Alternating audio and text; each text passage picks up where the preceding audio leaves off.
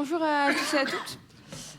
Donc on est là pour, dans cette plénière de clôture de cette première journée pour parler du clientélisme et plus précisément d'une question, c'est-à-dire comment faire pour libérer les quartiers du clientélisme.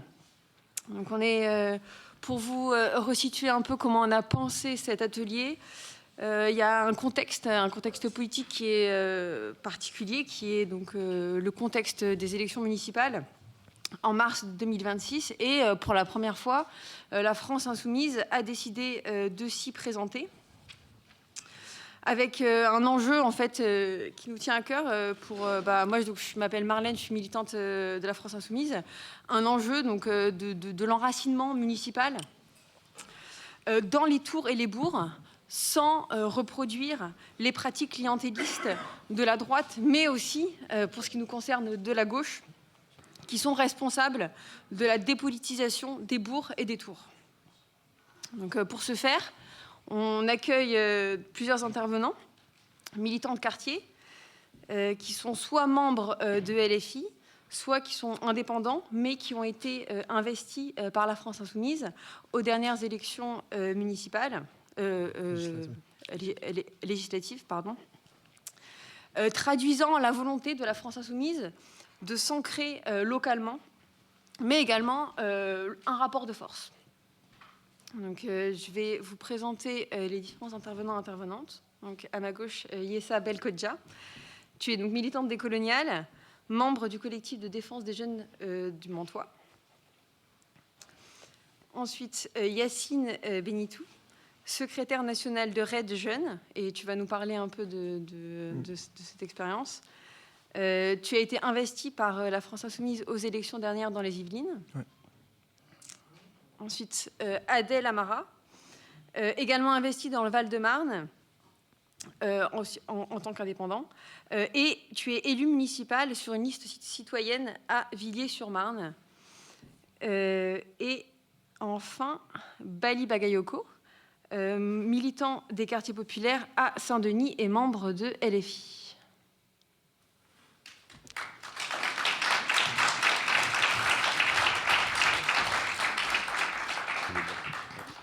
Yes. Ouais. Bah, allez-y. Qui veut commencer ?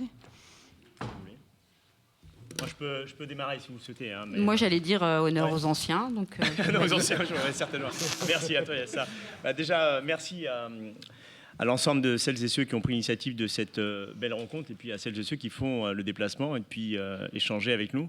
Parce que je sais que vous avez, pour beaucoup d'entre vous, une journée extrêmement chargée. Donc, on traite d'un sujet qui est un sujet qui est à la fois intéressant quand on analyse un peu. Puisque moi, je suis de Saint-Denis, je suis né à Saint-Denis, j'ai grandi à Saint-Denis, donc une ville désormais qui est fusionnée avec la ville de Pierrefitte, donc une ville de 150 000 habitants qui se fera quasi la deuxième ville d'Île-de-France, avec bien sûr un territoire qui est un territoire, du coup, ce qu'on appelle la banlieue rouge, et donc des communes rouges, et donc du coup avec une expérience principalement de gestion communale, donc par des maires communistes. Et il est vrai que, ayant grandi dans ces quartiers, on a les uns et les autres bénéficié de ce qu'on appelle le municipalisme communiste, on l'appelle comme ça, mais la question des centres de vacances, la question de la démocratie, la question de tous ces sujets qui sont à l'époque pour nous extrêmement intéressants. On se dit mais il y a vraiment des gens qui s'intéressent à nous et compagnie. En soi, oui. Mais avec le recul, l'expérience, les rencontres, on se rend compte qu'en fait, ces séquences-là aussi nous a dépossédés d'un ensemble de choses qui nous sont essentielles dans la vie de la société. C'est-à-dire agir par soi-même, être capable de prendre des initiatives, y compris être capable d'incarner soi-même ce que l'on vit dans nos quartiers, parce qu'en réalité, on se rend compte que pendant très longtemps, on a créé les conditions pour que d'autres parlent à notre place, combien même, je dis bien combien même, ils étaient peut-être, pour certains d'entre eux, animés de bonnes intentions. Mais ces bonnes intentions, parfois, nous ont fait, en tout cas pour ce qui me concerne, fait penser aussi à l'approche qu'ils avaient aussi du traitement qu'ils ont dans nos territoires héritiers d'immigration, j'entends, parce que moi je suis d'origine malienne, cette approche un peu néocoloniale qui consiste en fait à dire on veut faire le bien à votre place, sachez-le, mais laissez-nous faire en fait. Laissez-nous faire, c'est quoi ? C'est-à-dire que quand on commence à monter des organisations, y compris associatives, mais là on devient un peu inquiétant pour le pouvoir. Lorsque l'on commence à parler un peu trop fort, on commence à se dire, mais il est forcément accompagné, il y a d'autres qui lui soufflent à l'oreille. Lorsque l'on commence, y compris à prendre des initiatives totalement autonomes, alors là, on est clairement numéro 1 à battre. Donc voilà, donc on voit bien qu'il y a du coup la question de l'incarnation, y compris du pouvoir dans les quartiers populaires, y compris dans des villes qui ont été gérées par le Parti communiste français, mais on pourrait prendre y compris de la gauche, et j'ai envie de dire même demain, si c'était le mouvement de la France insoumise qui prenait responsabilité, il nous faut avoir la responsabilité de pouvoir assumer nous-mêmes, y compris d'être dans une logique un peu de poil à gratter. Je dis ça pourquoi? Parce que le principe de clientélisme, c'est quand même la séquence de celles et ceux qui n'ont plus, entre guillemets, je veux dire, de vision politique à proposer. Ils n'ont plus de vision politique à proposer, y compris à une forme de communauté qui existe en tant que telle. Et donc, du coup, on rentre dans une logique qui est une logique, ce qu'on appelle le clientélisme, mais qui est une logique surtout d'individualisation d'un bien qui est un bien avant tout collectif. Et c'est en ça, en fin de compte, que les premiers responsables de ce point de vue-là, c'est moins, pour le coup, ceux qui sont souvent héritiers de l'immigration, parce que souvent on dit « ouais, mais vous êtes communautaire et tout ça ». Mais en fait, le clientélisme, pour le coup, c'est pas eux. C'est quand même bien, parce que souvent, quand même, on est responsable de tout. Les premières personnes, entre guillemets, je veux dire, qui ont porté le clientélisme dans nos quartiers populaires, c'est avant tout celles et ceux qui incarnent la norme, c'est-à-dire la norme blanche en tant que telle. Et c'est eux qui viennent dans nos quartiers populaires pour y compris nous dire, bah, tiens, si demain, par exemple, vous nous donnez vos voix, bah, demain, par exemple, on vous fera un parc. Si demain, vous nous donnez vos voix, bah, sachez, par exemple, que l'association que vous avez qui développe un certain nombre d'actions, on va pouvoir vous aider. On est dans une logique qui est une logique, entre guillemets, à la fois irrespectueuse, puisque vous ne considérez pas que les hommes et les femmes qui sont devant vous sont avant tout des sujets au service, entre guillemets, du bien commun en tant que tel. Et vous ne les respectez uniquement de manière, y compris électoraliste, avec une finalité qui est une finalité individualiste. Et c'est la raison pour laquelle, dans nos quartiers populaires, on le voit bien, y compris pour nous, quand on part maintenant en campagne, puisqu'on a eu, pour un certain nombre d'entre nous, des responsabilités, il faut assumer de pouvoir aller dans ces quartiers-là direct. Moi, j'ai grandi à quartier à Saint-Denis. Quand on va en campagne, il n'y a pas de problème. On se fâche avec des gens parce que les gens disent « ouais, mais attends, mais moi j'ai vu un tel, lui il est venu. Attends, mais toi c'est flingué ton truc là. Lui il m'a dit il va faire ça. Il va donner ça. Logement, subvention. Ah ouais. Toi tu viens, tu dis on va faire ça. Fou, si c'est Strasbourg. Mais d'accord, mais le problème c'est qu'il faut l'assumer ça. Il faut l'assumer. Alors c'est très très dur. Parce que assumer, y compris, je veux dire, cette leçon de vérité là, c'est aussi le fait d'essayer de corriger les cicatrices à la démocratie qui ont été faites par les autres depuis très très longtemps. Mais aujourd'hui, qui se coltine à ça en fait? Ceux qui ont posé la graine entre guillemets du clientélisme, c'est pas aujourd'hui eux qui sont en train de détruire. C'est précisément ceux qui sont dans les quartiers populaires, qui ont grandi, qui ont y compris acquis un certain nombre d'expérience, qui fait qu'aujourd'hui ils vont dans ces quartiers pour justement dire nous on a grandi dans ces quartiers, on a été victimes de cela, on est capable de vous le dire et on vous dit clairement si vous voulez à un moment donné assumer l'avenir de votre ville, il faut que vous preniez déjà vos responsabilités propres. N'attendez rien, y compris, je vais dire, des partis politiques, des mouvements politiques en tant que tels. Il faut le dire de manière claire, parce qu'il ne faut pas déresponsabiliser les gens. J'ai bénéficié, y compris, je vais dire, du communisme municipal. Ben, on a été déresponsabilisés sur un certain nombre de sujets.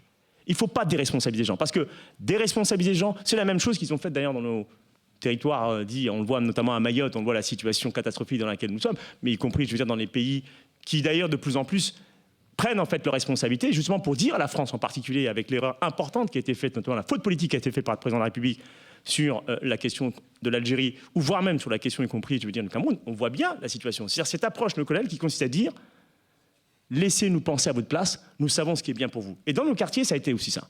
Et c'est valable, et je finirai mon propos par celui-ci, par dire que si nous voulons sortir en fin de compte du clientélisme, d'abord, il faut que nous puissions être en capacité de l'assumer en tant que tel pour dire que nous sommes en rupture et dénoncer ce qui se passe dans ces quartiers. La question du logement, c'est un droit commun avant tout. Donc quand, à un moment donné, vous faites votre demande de logement, le maire qui refuse de vous recevoir au motif que non, je ne vous reçois pas, notamment le maire de Saint-Denis, je ne vous reçois pas parce qu'en fait, quand vous venez, moi, je ne suis pas au service du clientélisme, donc quand je viens vous recevoir, forcément, en fin de compte, vous allez me gratter en fait un logement. Mais non.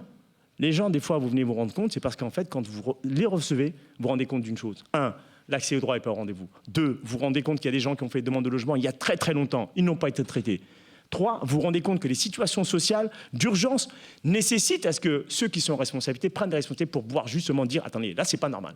Cette personne a fait sa demande de logement depuis pas mal de temps et c'est pas normal qu'elle n'ait pas son logement, elle a une situation et compagnie. » Ça fait partie de cela. Et donc, il faut absolument que les citoyens qui sont dans ces quartiers populaires assument le fait qu'en fin de compte, ils n'ont rien à quémander. Ils ne quémandent pas.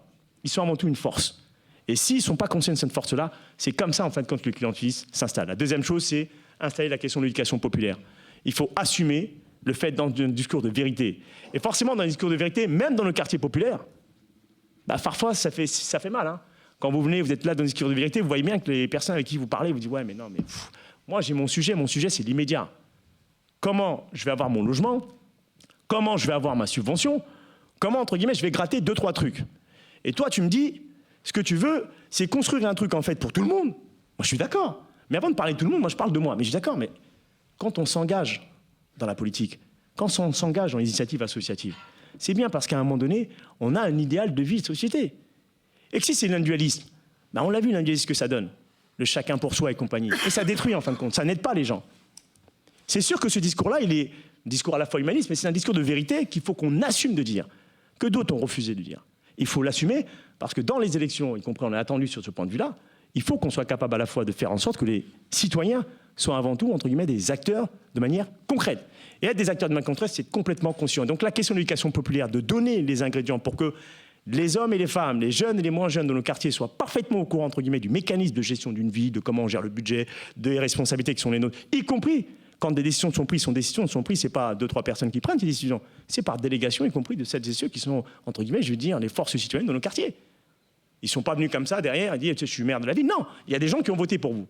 Et donc ces gens qui ont voté pour vous, il faut que vous soyez en capacité de vous hisser au niveau de responsabilités qui sont les vôtres, donc les écouter, les respecter. Et le premier respect, c'est la vérité. Et je trouve que la question du clientélisme en parlait, la manière dont aujourd'hui elle a été imposée, il faut absolument qu'on travaille sur les éléments à la fois, 1, de transparence totale, 2, de faire en sorte qu'il faut être complètement les lanceurs d'alerte. C'est-à-dire que des gens, par exemple, qui aujourd'hui dénoncent des choses, et de ce point de vue-là, je trouve que les médias, y compris les réseaux sociaux, peuvent aider de ce point de vue-là. Quand on voit dans les réseaux sociaux, on dit mais tiens, j'étais dans telle réunion, on entend une telle propos, on dénonce. Ben oui, il faut soutenir ça. Parce que plus l'on considérera que la question du clientélisme, c'est le fléau dans lequel nous sommes dans le quartier populaire, puisqu'ils ne le font pas, hein, quand on est dans le 16e arrondissement, c'est pas le sujet. Hein. Mais dans le quartier populaire, parce que justement la question des voix est extrêmement importante. Ils sont prêts à tout pour le faire. Et là, pour le coup, il n'y a pas, entre guillemets, je veux dire, de différence dans les partis politiques. Donc il faut être vigilant partout. Et c'est la raison pour laquelle, d'ailleurs, au niveau en particulier de la France insoumise, nous avons agi dans ce domaine-là, notamment sur les caravanes politiques. Mais en même temps, on sait bien que ce n'est pas une séquence électorale qui permet justement d'effacer tout ça. Parce que vous allez d'un quartier à un autre, c'est tellement gangréné que vous faites qu'à un moment donné, vous avez le sentiment de dire, quand vous sortez par exemple d'un porte-à-porte, vous dites, ouais, mais est-ce que vraiment j'ai réussi, entre guillemets, je vais atteindre ma cible? Est-ce que j'ai réussi à éveiller les consciences? Mais parfois, c'est dur. Mais en même temps, on n'a pas le choix parce qu'en réalité, on n'est pas dans une démarche essentiellement, je veux dire, d'accaparer les responsabilités pour nous. On est avant tout là pour créer les conditions pour que les gens puissent accéder à leurs droits. Et accéder à leurs droits, c'est une démarche, à mon avis, universelle, qui doit être incarnée par des hommes et des femmes qui sont désintéressés à la chose, entre guillemets, je veux dire, individuelle. Il faut être dans une démarche collective. Et là, le clientélisme, et je finirai définitivement mon propos par celui-ci, c'est que moi, j'ai, en fait, eu l'expérience d'une situation similaire qui m'a profondément choqué, par exemple. C'est-à-dire que les gens qui ont bénéficié à la fois de prestations pensent même que c'est parce qu'ils ont apporté leur voix qu'en fait, ils ont eu ces prestations, alors qu'on est sur le droit commun. On est sur le droit commun.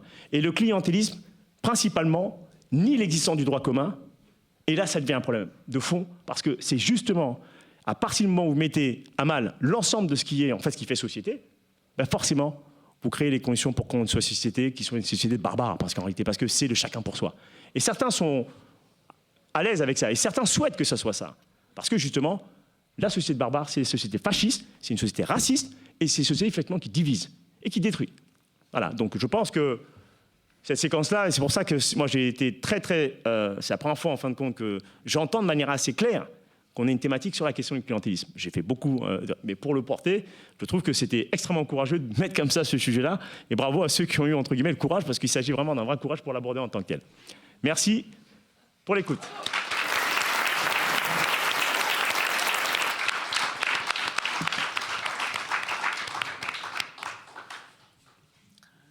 Qui veut? Non, il y a ça. C'est ça. Après Bali, j'ai envie de dire, on peut rentrer. Hein. Il a fait le tour, il a tout dit. Non, moi j'ai... Alors, à partir de la définition du clientélisme, qui est une situation dans laquelle une personne, un groupe social ou une institution en situation de pouvoir cherche à s'attacher des faveurs ou le soutien d'autres personnes, des électeurs par exemple, en leur accordant des avantages ou des privilèges. On pourrait en rester là, mais une fois qu'on a dit le clientélisme c'est mal, c'est comme de dire l'eau ça mouille. Il y a une dimension du clientélisme qui est souvent oubliée, enfin, ou même niée, c'est sa dimension coercitive, dans le sens où c'est une forme de contrainte exercée de la part d'élus, qu'ils soient de droite ou de gauche, mais par ricochet, c'est-à-dire en utilisant dans les quartiers notamment des leaders associatifs, des représentants cultuels, des représentants, je veux dire, des leaders sportifs ou autres. Et donc ce rapport de domination, parce que c'est un rapport de domination, c'est même au-delà d'un rapport de domination, c'est un rapport de dépendance. Et à partir du moment où il y a un rapport de dépendance, et quand Bali parle de droit, etc., c'est tout à fait ça. C'est-à-dire qu'à un moment, en fait, on a cette population dite des quartiers, descendants de l'immigration postcoloniale, les indigènes que nous sommes, on devient en fait des non-sujets politiques. Des non-sujets politiques, et le vote devient une valeur marchande. Et cette valeur marchande, elle se négocie, donc Bali parle des exemples d'appartements, etc. Mais surtout, le clientélisme s'alimente à travers le misérabilisme, finalement, la précarité de nos conditions de sujets politiques indigènes. Et c'est là vraiment en fait il faut vraiment axer en fait sur le fait que non seulement ça gangrène, ça dépolitise, mais surtout ça vient en fait tuer dans l'œuf toute volonté d'autonomie. À partir du moment où le vote devient une valeur marchande pour la gauche comme pour la droite, on pourrait reprendre comme ça une ville dans le Nord, Hénin-Beaumont, qui a été très longtemps une ville de gauche, PS. Après, on peut classer le PS où on veut. Moi, je ne le classerai pas forcément à gauche, mais voilà. L'exemple d'Hénin-Beaumont, où là, en plus, on a quand même une ville avec, on va parler du prolétariat. C'était un prolétariat blanc, une mairie de gauche, donc un prolétariat blanc trahi par la gauche, et qui finit par reporter son vote vers le Rassemblement national. Parce qu'à ce moment-là, en fait, le mépris, parce que le clientélisme, c'est aussi une forme de mépris, quand il est pratiqué par la gauche, il est d'autant plus malsain, même s'il l'est de toute manière, mais c'est d'autant plus malsain, parce que finalement, en fait, ça vient bouger les cartes comme ça d'un paysage politique, dans le Nord, par exemple, et on se retrouve avec une ville comme Hénin-Beaumont, trahie par le Parti socialiste, c'est presque l'ADN du Parti socialiste, ici on le sait, et qui finit entre les mains du Rassemblement national. Moi, je vais partir d'un exemple concret, matériel, vécu. Je viens de Mantes-la-Jolie, et en 2014, on a une ville jumelle à celle de Mantes-la-Jolie, qui est Mantes-la-Ville, et qui, là aussi, était une mairie PS, depuis très longtemps. Et si on s'attache un peu au paysage politique, on peut retrouver finalement en fait les mêmes problématiques qu'Hénin-Beaumont. Une mairie PS qui trahit, qui méprise, et finalement en fait le mépris c'est entacher la dignité de ses administrés évidemment. Et là encore 2014 on a une ville donc des Yvelines qui passe entre les mains du Rassemblement national. Donc là je parle du prolétariat blanc. Et si on revient à Mantes-la-Jolie, parce que je vais parler de ce que je connais, le clientélisme est tellement installé qu'il y a une entrée, c'est dingue, hein, il y a une entrée en politique de la part des nôtres qui se fait via le clientélisme. C'est-à-dire qu'on n'a pas d'autre, il n'y a pas d'autre offre. Il n'y a pas d'autre offre. Il y a une forme de politisation qui se fait via le clientélisme. Et évidemment, aujourd'hui, quand on tente de comprendre comment on pourrait, parce que la question c'est ça, comment en finir avec le clientélisme, c'est aussi et surtout en finir avec le mépris de l'élite, qu'elle soit de droite ou de gauche. Et l'endroit où finalement en fait on pourrait redonner sens au fait politique, ça passe par la dignité. Et le clientélisme est un déni de dignité. Il y a des compromissions. Et au-delà de ça, ce qui peut aussi être évoqué ici, c'est aussi le clientélisme social. Et moi, j'ai presque envie de dire, aujourd'hui, n'importe quel programme électoral est un programme qui cherche sa clientèle. Et c'est là et c'est vraiment là qu'on peut vraiment se dire que en finir avec le clientélisme, c'est surtout laisser les indigènes être maîtres de leurs conditions.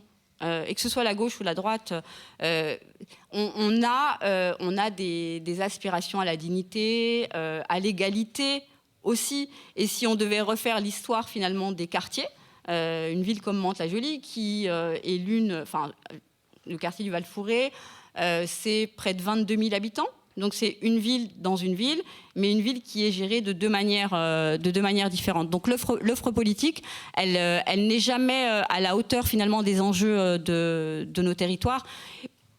Il est question surtout d'égalité, à mon sens. Et tant que les politiques présenteront le vote comme une valeur marchande, ce sera compliqué finalement d'en finir avec le clientélisme qui reste une domination. Et si on devait y voir ici un continuum, c'est un continuum colonial. Moi, j'ai pas de difficulté à dire que le colonialisme est finalement un nouveau néocolonialisme qui sert uniquement à pacifier les quartiers.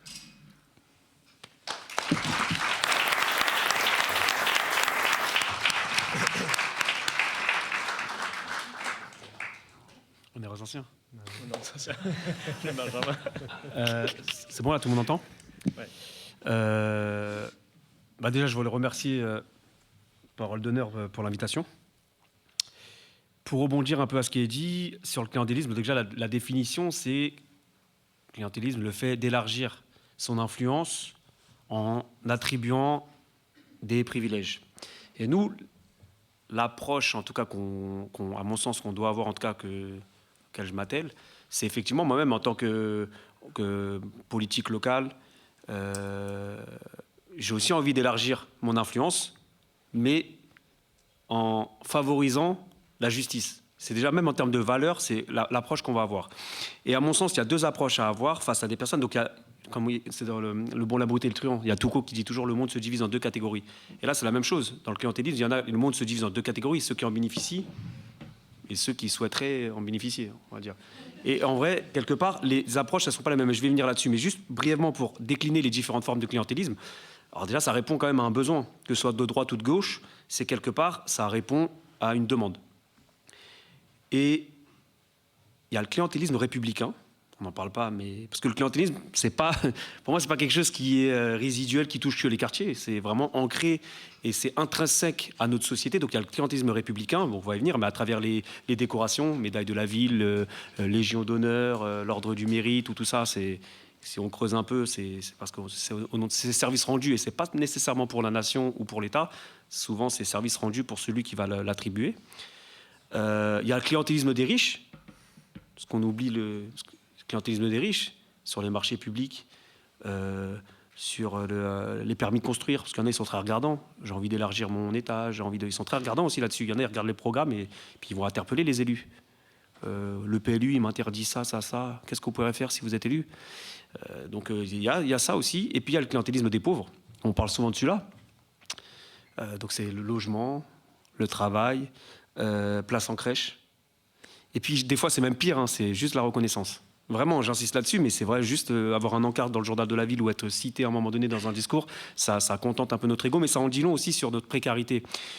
Voilà les différents types de clientélisme. Alors moi, sur le clientélisme républicain, il y en a un qui est étatique et qui rejoint un peu sur ce qu'on disait, sur ce que tu disais, Bali, sur le chantage à la subvention, c'est la politique de la ville.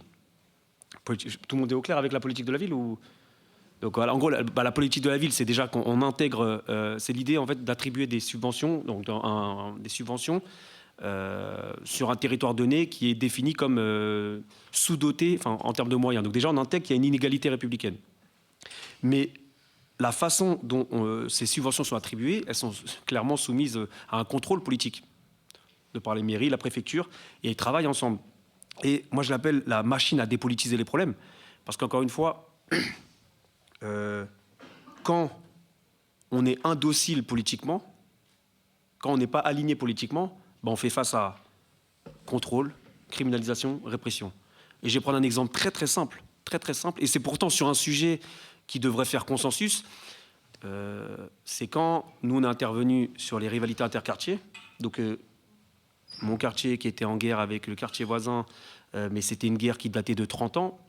Quand on s'est mobilisé pour mettre fin, mais vraiment, là où je vous parle, je peux le dire, on a mis fin, c'était en 2017, et on a fait quelque chose d'inédit. Vraiment, là, les deux quartiers sont proches et tout ça. Il faut savoir que tous les acteurs, tous, sans exception, mais vraiment, qui ont été de près ou de loin, plus de près, plus visibles que de loin, mais parce que de loin, on les a pas trop vus, mais vraiment, tous les acteurs, y compris moi, mais on a fait vraiment l'objet de campagnes de déstabilisation.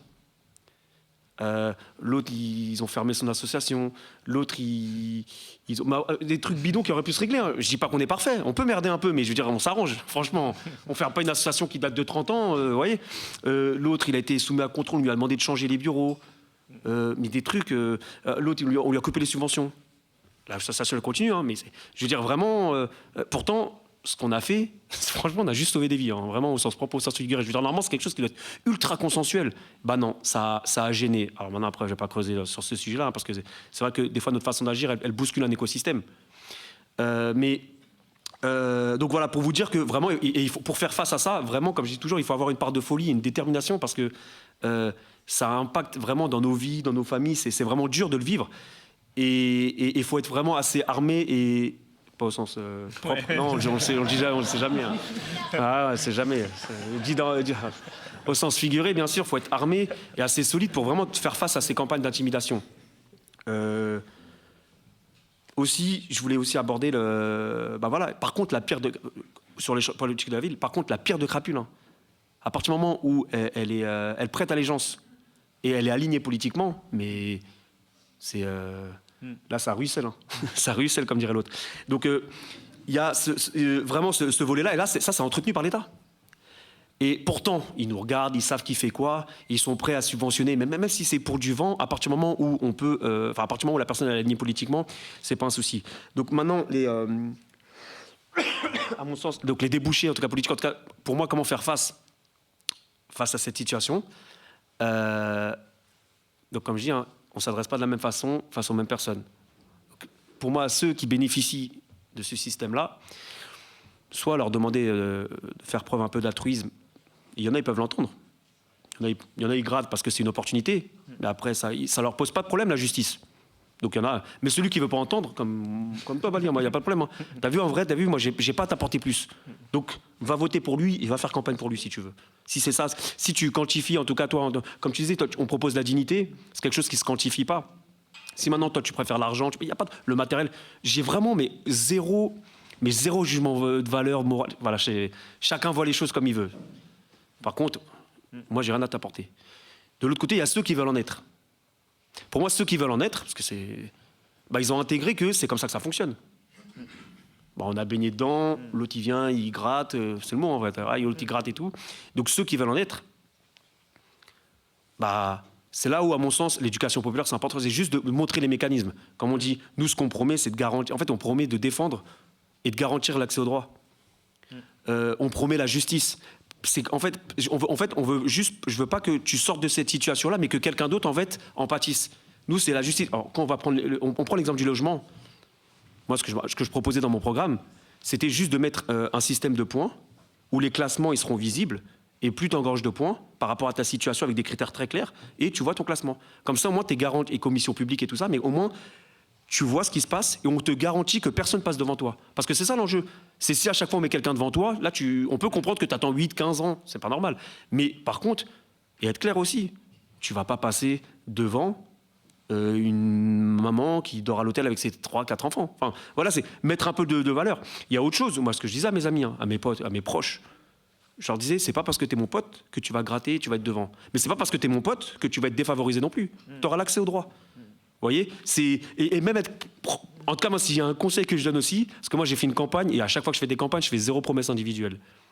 Ma promesse, c'est mon programme. Parce que ça me permet, je le dis, hein, moi, je veux préserver les relations que j'ai avec. Parce que là, si je préfère te frustrer aujourd'hui que demain te trahir. Et que là, en vrai, là, ça va être beaucoup plus profond. Donc, au moins, on est clair. Et vraiment, les gens, ils ne sont pas insensibles à ça. Et souvent, même, quand ils connaissent un peu le parcours, qui on est, ce qu'on défend, comment, les valeurs qu'on véhicule, en vérité, ils ne vont même pas tenter leur chance. Moi, il n'y a personne qui vient me voir en mode « Ah, dès le logement, si… Bah, en vrai, ils savent, ils peuvent juste le faire en blague. Puis on rigole. Mais je veux dire, ils le savent en fait que c'est pas mon mode de fonctionnement et que c'est pas comme ça que ça va se passer. Mais en tout cas, par contre, c'est légitime aussi que derrière tu dis voilà, moi j'ai une situation. Là, j'ai reçu un mec tout à l'heure, une situation sur un voilà moi. En plus, les gens ils sont gênés en général, tu vois, de s'exposer, exposer leur situation. C'est il y a aucun problème. Bah voilà, ta situation, on va la prendre en compte. Et on va voir comment on peut trouver une solution. Je veux dire là-dessus, c'est parce qu'on a besoin de répondre aux gens. Et si on est élu, c'est aussi pour ça. Donc c'est à mon sens, voilà, c'est essayer d'être nuancé à chaque fois. C'est pas tout jeter, c'est pas voilà, rejeter les demandes. Ah non, c'est indécent. Non, non, c'est vraiment être précis. Et oui, ta demande, elle est légitime. Cibler le pourquoi. Ça fait combien de temps pourquoi, par exemple, on répond pas à ton besoin, ce système-là et tout ça. Et justement, on va pas continuer nous à alimenter ce système, mais à travers une mesure de justice, on pourra te donner accès aux droits. Il y avait aussi, ouais, donc voilà, première des éducations aussi, c'est la formation par l'exemple, hein, vraiment. Hein. Si nous, on n'est pas clair, on ne peut pas être crédible vis-à-vis des autres. Donc vraiment, et à mon sens, c'est pour ça qu'il faut être indépendant même financièrement. Enfin, je veux dire, si nous, en fait, on bénéficie d'un système, bah, de l'autre côté, quand tu vas vouloir porter la justice, tu ne seras pas pris au sérieux, ce qui est normal. Donc vraiment, il faut, c'est commencer, le meilleur des arguments, c'est de commencer par soi-même. Et puis même des fois, et franchement, je le dis, mais alors sur le logement, moi c'est le meilleur. Il y en a, ouais, il y a le logement. Je leur dis, mais t'as déjà un logement. Enfin, je sais pas, module un peu ta demande. Enfin, je veux dire, tu t'habites dans un truc, c'est juste des fois pour demander, mais t'as déjà un logement en fait, t'es bien, non? Il est bien ton appart, enfin, tu veux quoi? Donc voilà, maintenant, comme je dis pour faire face, donc j'ai créé aussi des dynamiques, des alternatives, notamment pour faire face à ces acteurs qui sont pour moi des parasites, des poisons. Pour faire face à ces acteurs justement qui ont l'influence et qui font le travail de sabotage pour préserver leur intérêt, c'est travailler, mais en parallèle en fait, des alternatives visibles, occuper l'espace et surtout obtenir des victoires. Et vraiment, c'est de montrer aux gens que c'est pas, quand tu dis quand les citoyens se saisissent de leurs problématiques, alors souvent les problématiques d'ascenseur, les problématiques de logement, mais quand ils s'en saisissent, que collectivement, on obtient la justice pour tout le monde. Voilà, donc il y a ça et obtenir des victoires, et les petites victoires. Hein, faut pas rien dire aux gens ouais, venez, on va changer le système. Non, comme il dit Rof. Il parle de réparer la France qui commence par l'ascenseur. Et vraiment, on peut l'applaudir, c'est Rof quand même. Oh. C'est le 9-4. Et enfin, donc sur le programme, et je terminerai là-dessus, comme j'ai dit, programme et la façon de faire campagne, zéro promesse individuelle. En tout cas, moi, c'est un conseil que je donne. La promesse, c'est le programme. D'insister sur le fait que c'est le collectif qui va bénéficier à tous et à tous les individus, en tout cas. Et effectivement, après, il faut assumer aussi le côté clivant. Quand on parle de répartition des richesses, on le sait qu'il y en a, ils n'ont pas intérêt à ça, à la répartition des richesses. Ceux qui se goinfrent, bah, nous aussi pareil. Ah oui, nous on propose une rupture avec ce système-là, et bah ouais, moi j'assume qu'il y en a, bah je dis pas, ils vont plus, comme dit Sankara, ouais, il y aura plus de champagne, on va tous boire de l'eau, tranquille, c'est bon l'eau. Donc voilà, faut aussi ne pas être gêné. On va pas contenter tout le monde. Hein. Il y en a, ils ont pas intérêt. Ce qu'on propose, il y en a, ils ont pas intérêt au projet, et ceux-là, bah, ils ne votaient pas pour nous. Mais nous, en tout cas, il profitera au plus large. Et enfin, j'insiste vraiment là-dessus, hein, mais c'est de vraiment se battre et de garantir l'accès aux droits. Et le défendre, parce qu'encore une fois, on parle souvent du clientélisme des pauvres, mais c'est parce qu'il y a une demande. Et en vrai, c'est vraiment leur faire comprendre que, bah ouais, il y a un problème de logement. C'est pour ça que nous, dans tous les nouveaux lotissements, on propose plus de pourcentage de logements sociaux. Pour répondre à cette demande-là, il y a un problème au niveau des places en crèche. Bah, c'est pour ça qu'on propose plus de services et des crèches publiques, parce que c'est moins cher. Il y a un problème au niveau du travail, donc on va se battre pour l'emploi. Et aussi, on va favoriser, parce que pareil, il y a aussi sur le travail où si tu es un docile politiquement, on te met de côté, ainsi de suite. Voilà, on va se battre pour ça. Et vraiment, et sur la reconnaissance, eh ben ouais, on va respecter tout le monde, respecter, comme je disais, la parole, la démocratie, que les citoyens puissent s'exprimer et qu'on puisse prendre en compte leurs aspirations. Donc voilà, c'est vraiment prendre les besoins qui nourrissent le clientélisme et derrière de proposer des solutions collectives pour tous. Voilà, merci.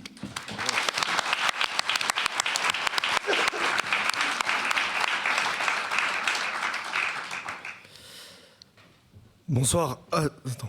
C'est bien. Ouais. Bonsoir à toutes et tous. Donc moi je vais un peu présenter mon parcours et surtout la zone géographique dans laquelle j'habite parce que c'est très important pour savoir justement les rouages du clientélisme dans certaines zones parce qu'on n'a pas tous la chance de venir de la couronne rouge. Ce qu'il faut savoir donc c'est que moi je suis responsable d'une organisation qui s'appelle Red Jeune, qui est une organisation qui vient d'une rupture avec le Parti communiste français pour des raisons de ligne idéologique qui sont, je pense, claires pour tout le monde. Par contre, grâce à cette organisation, j'ai pu avoir un comparatif sur l'accès à certaines formes d'éducation populaire avec des camarades qui viennent du Val-de-Marne, donc de cette banlieue rouge. Et moi, je viens des Yvelines, je viens du 78. Je viens des Yvelines et je viens donc d'un endroit qui est gangréné depuis 30 ans maintenant par un modèle libéral, un modèle d'exclusion sociale. Yessa l'a dit, on vient tous les deux des Yvelines. Moi je viens donc de la zone de Sartrouville. C'est une zone donc où il y a deux villes dans la ville. Hein. Il y a une division territoriale qui est très claire. Et il y a un modèle, en fait, il y a une hégémonie culturelle aujourd'hui du modèle libéral. Et je tiens à le dire parce que ça permet déjà de reposer les bases sur une question, c'est que déjà retirer un petit peu qu'il n'y ait pas de discours, j'ai entendu Adèle le dire et c'est très bien, qu'il n'y ait pas de discours moralisateur à l'égard des personnes qui font vivre ce clientélisme. Parce que s'il y a un moment, si ces personnes font vivre ce clientélisme et sont soumis à ce modèle, c'est aussi parce qu'il y a eu une hégémonie culturelle sur ce modèle. Et c'est aussi parce que la gauche, à certains moments, n'a pas réussi à proposer un contre-modèle et justement à baisser la tête face à reproduire ce modèle libéral de division des gens. Donc ça, c'est la base. Une fois qu'on a posé la base sur les raisons du clientélisme, donc un modèle libéral qui gangrène nos quartiers, et on essaye de comprendre comment y répondre. Ce clientélisme, je vais prendre un exemple particulier à Sartrouville, comment il peut s'exprimer. Ce qu'il faut savoir, c'est qu'à Sartrouville, donc, le quartier qui est le plus, je pense, gangréné par le clientélisme, c'est une cité qui s'appelle la cité des Indes. C'est la cité historique de la ville qui est aujourd'hui touchée par un ANRU, donc une opération de rénovation urbaine d'exclusion justement des pauvres pour y installer d'autres populations. Et cette cité, c'est donc une cité où on a des associations qui pratiquent ce clientélisme, qui pratiquent cette division des gens entre eux, cette mise en concurrence en fait des Sartrouvillois, parce que c'est de ça dont il s'agit. Et c'est aussi, et c'est ça qui est très intéressant, c'est aussi la zone où on a des bureaux de vote avec le plus faible taux de participation. C'est une zone donc où il y a absolument tout qui a été méthodiquement, mais vraiment méthodiquement dépolitisé. C'est assez frappant quand on arrive dans cette cité de voir qu'il n'y a plus de commerce, juste des commerces, il n'y en a plus. Alors je ne vous cache pas, donc des locaux, des MJC, des endroits pour se rencontrer, ça c'est clair que ça fait des années qu'on n'en a plus. Et donc ça participe à dépolitiser, ça participe à diviser les gens entre eux.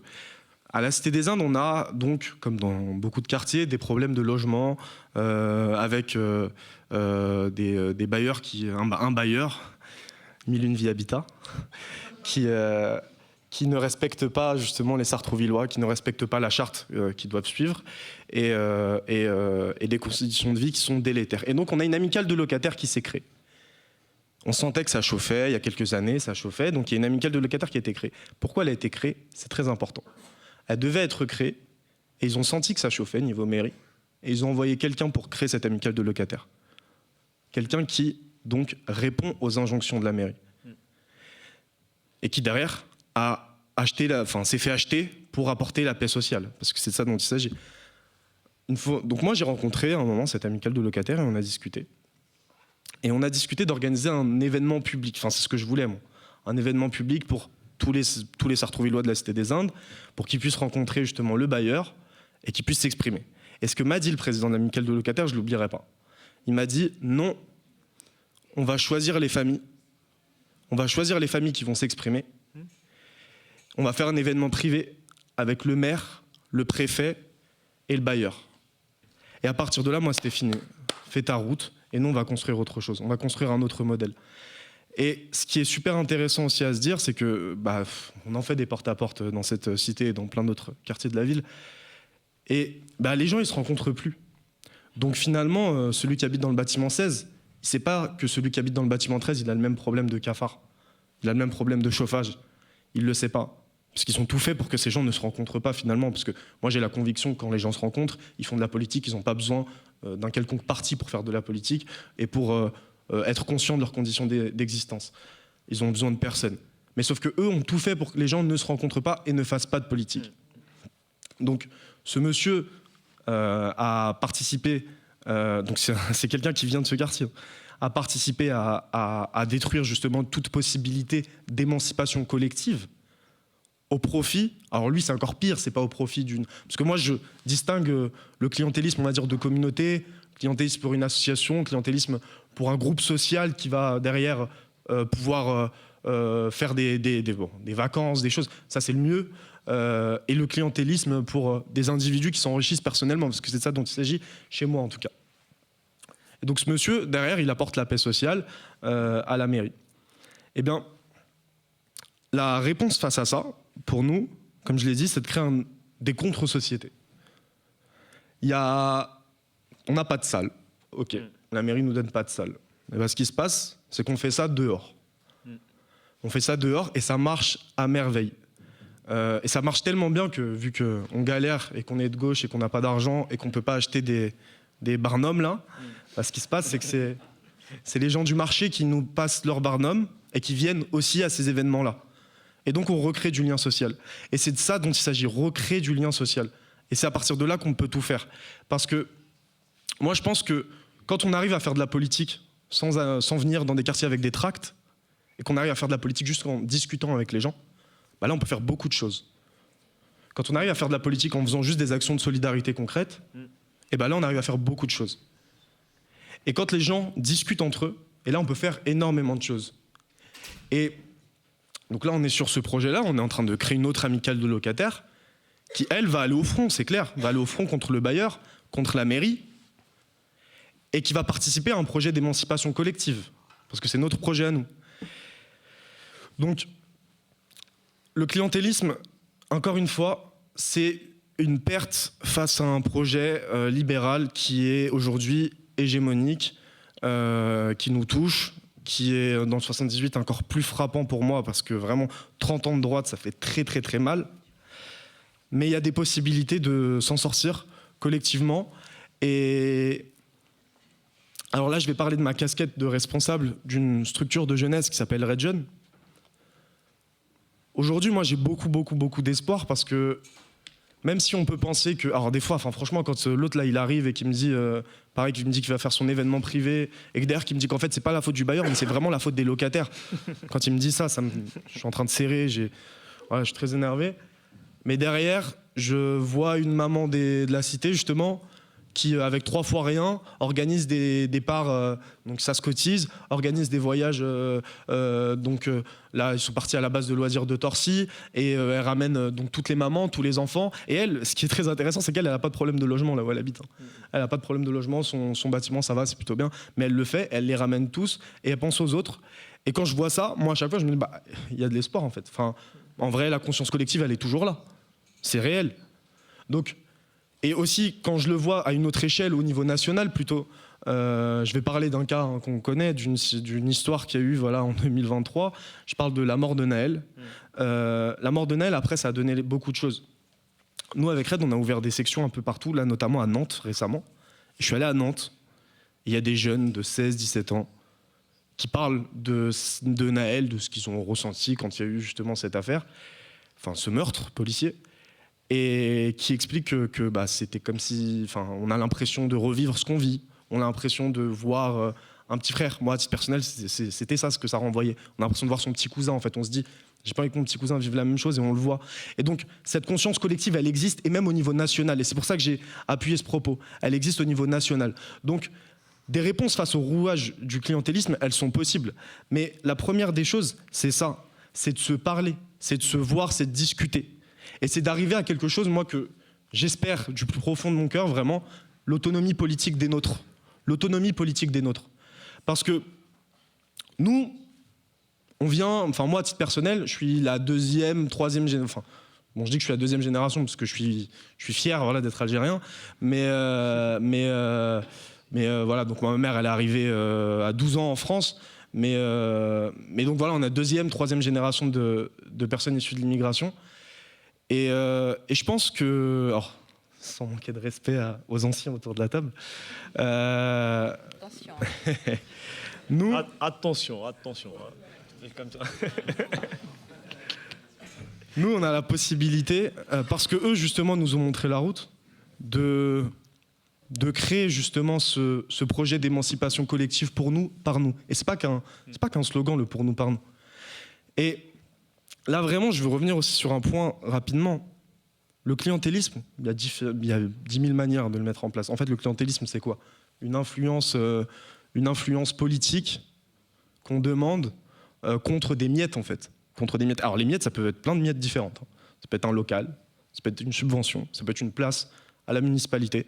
Et aussi, j'ai envie de dire, ça peut aussi être autre chose. Pour d'autres élections, notamment, ça peut être un peu de... Je vais être provocateur un petit peu, mais de colorer un peu les affiches avec une place de suppléance dans une élection législative, notamment. Ça peut être ça, aussi, le clientélisme. On s'achète une clientèle, finalement. On fait voir une sorte de diversité, mais une diversité qui n'accède pas aux responsabilités, qui accède juste seulement à un écran pour eux. Et moi, vraiment, je tiens à le dire, aujourd'hui, nous, on n'a pas de... Enfin, à titre personnel, je pense qu'on peut s'organiser sur le plus long terme, justement, et avoir comme ambition une vraie émancipation collective pour nous et par nous. Une émancipation collective où on ne court pas après cette poudre de perlimpinpin, comme dirait l'autre. On ne court pas après ça, après cet écran de fumée, on peut courir derrière autre chose, derrière des choses beaucoup plus structurelles, derrière une émancipation beaucoup plus collective et beaucoup plus forte. Et là, voilà, je le dis, c'est un projet qu'on porte avec RED et qu'un jour, j'espère qu'on le portera. Et on se voit toutes et tous. Hein. On est beaucoup de jeunes issus de l'immigration qui sommes dans plusieurs organisations politiques, syndicales, associatives. On se regarde, on se sait, et on continue à se parler actuellement. Et bientôt, je l'espère, que des choses vont aboutir et qu'on va porter ce projet d'émancipation. Il y a les nôtres, nos anciens, il y a 40 ans, ils ont marché, ils ont traversé la France pour montrer justement à la France que son visage avait changé. Maintenant, on n'a même plus besoin de montrer que le visage a changé, il a déjà changé depuis un moment. Mais là, on est là pour montrer qu'on ne demande pas, on demande juste nos droits en fait, rien de plus. On ne demande pas la charité, on ne demande pas la gentillesse, on demande nos droits. Et c'est comme ça qu'on va réussir, je pense, à répondre à la logique clientéliste et à répondre justement à cette utilisation des nôtres. C'est en montrant qu'en fait, on n'en a rien à faire de ce que vous nous donnez, de vos 3 miettes, et que là, nous, on est là pour nos droits, pour les nôtres, et rien de plus. Donc voilà, je vous remercie.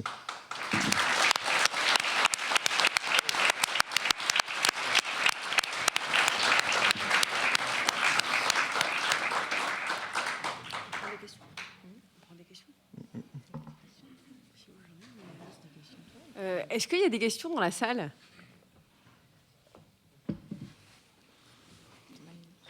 Ouais.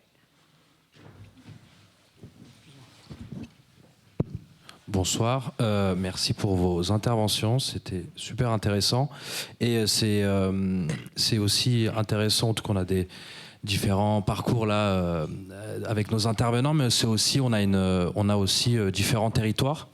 Et ce que Yacine disait sur la fin, sur la disparité aussi géographique, évidemment qu'un contexte aux Yvelines n'est pas le même qu'en Seine-Saint-Denis, mais même dans les villes, même dans les départements même. Par exemple, Bali, il parle du contexte de Saint-Denis, qui est pour moi une des histoires les plus intéressantes de ce qu'a prôné le communisme municipal. Mais c'est pas la même chose que chez moi à Bondy, où j'ai eu une histoire socialiste, la ville a basculé en 2020 à droite. On est sur autre chose. Moi, j'avais 2 petites questions. La première, c'est pour Adèle. Tu revenais sur la question de la politique de la ville.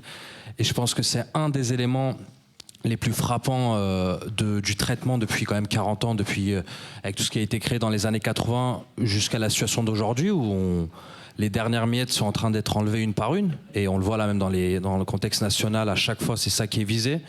Et on se demande même s'il va rester quelque chose les prochaines semaines et mois. Mais on a vu un événement qui s'est déroulé l'année dernière durant l'été, à travers les JO, et nous on l'a beaucoup vécu en Seine-Saint-Denis, notamment dans le coin de Bali, là, vers Saint-Denis, Saint-Ouen, c'est qu'il y a eu, dans le cadre de la politique de la ville, ce qu'on appelle le quartier d'été. Et là, cette fois-ci, ils ont arrosé. Ils ont arrosé pour une raison très spécifique. Il fallait vider nos villes, parce qu'il fallait laisser de la place à tous les touristes qui venaient et qui profitent de nos nouvelles villes, de toutes les structures, de tout ce qui est en train de se passer, de profiter de la fête. Et pour moi, c'est un événement assez marquant parce que dans le communisme municipal, on pourra limite en faire un autre débat parce qu'il y a de quoi dire et ce qui a fonctionné, ce qui fonctionne encore aujourd'hui dans certaines villes et toutes les limites, ce que tu as un peu abordé, Bali. Mais pour nous, les vacances pour toutes et tous, ce qui a été prôné à la fin du XXe siècle, c'est pour de nombreuses personnes, c'est une histoire. Et Saint-Denis en a été un exemple en Seine-Saint-Denis, il y a Bobigny, il y a des villes communistes comme ça, historiques. Et cette fois-ci, où les gens demandent depuis des années, tous les acteurs associatifs, les parents, demandent qu'une des solutions aussi passe par là. Yacine parlait beaucoup du Luin, aussi par les vacances. Cette fois-ci, ça a été arrosé, mais parce qu'il fallait vider les quartiers. Et il y a eu des préfets qui l'ont dit en off à certains maires, ouvertement, que fallait faire de la place aux autres. Et donc, fallait envoyer. Donc, il y avait beaucoup moins de contrôle cette fois-ci, Adèle. Il y avait moins, voilà, le préfet mettait moins ou le délégué du préfet mettait. Donc, ça, c'est la première chose. Et la deuxième, c'était sur les nombreux sujets que vous avez abordés. Moi, je voulais revenir aussi pareil c'est pour toi Adèle, sur l'histoire val-de-marnaise parce qu'elle est aussi différente. Par exemple dans les années 2000 on a eu aussi une ascension de listes citoyennes qui ont émergé dans toute la France. Moi je pense que ça sera aussi un des éléments en 2026, ça va être un tournant parce que peut-être qu'on va se retrouver pour une nouvelle fois et les liens avec la France Insoumise dans tout ça. Alors les vraies et les fausses listes citoyennes, parce qu'on sait toujours derrière.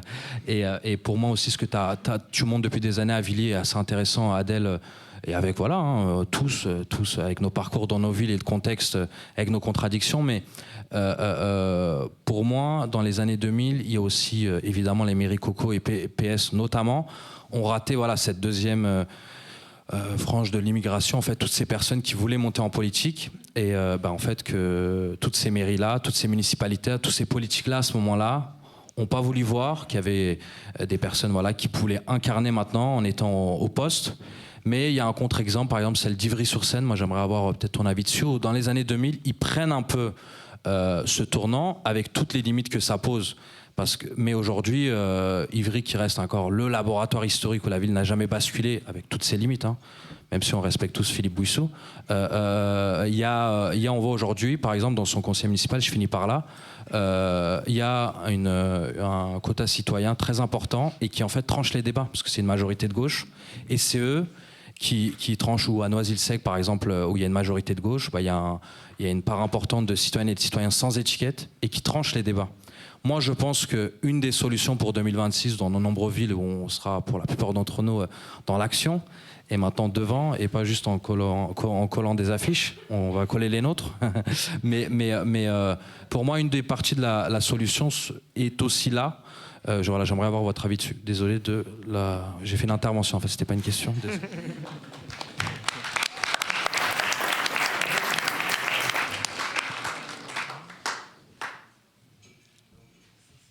Personne? Si, il y a quelqu'un qui a le micro. Non. Ouais.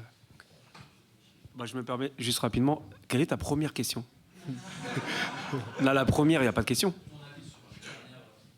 Non, sur la politique de la ville, ce qui s'est passé l'année dernière durant l'été quand ils ont arrosé les associations, où il y a eu, quartier d'été l'année dernière, durant l'été, il y a eu beaucoup plus de moyens qui ont été mis, comme tu en avais parlé. Après, encore une fois, les moyens, ils peuvent les mettre, mais à qui ils les ont donnés? C'est-à-dire même dans le dispositif quartier d'été, c'est toujours soumis à un compte, le délégué du préfet. Le préfet bosse en étroite collaboration souvent avec les mairies. Ça veut dire qu'en vérité, même si on met les moyens, on les attribue à qui? Il n'y a pas réellement d'évaluation, il n'y a pas de critères clairs en fait.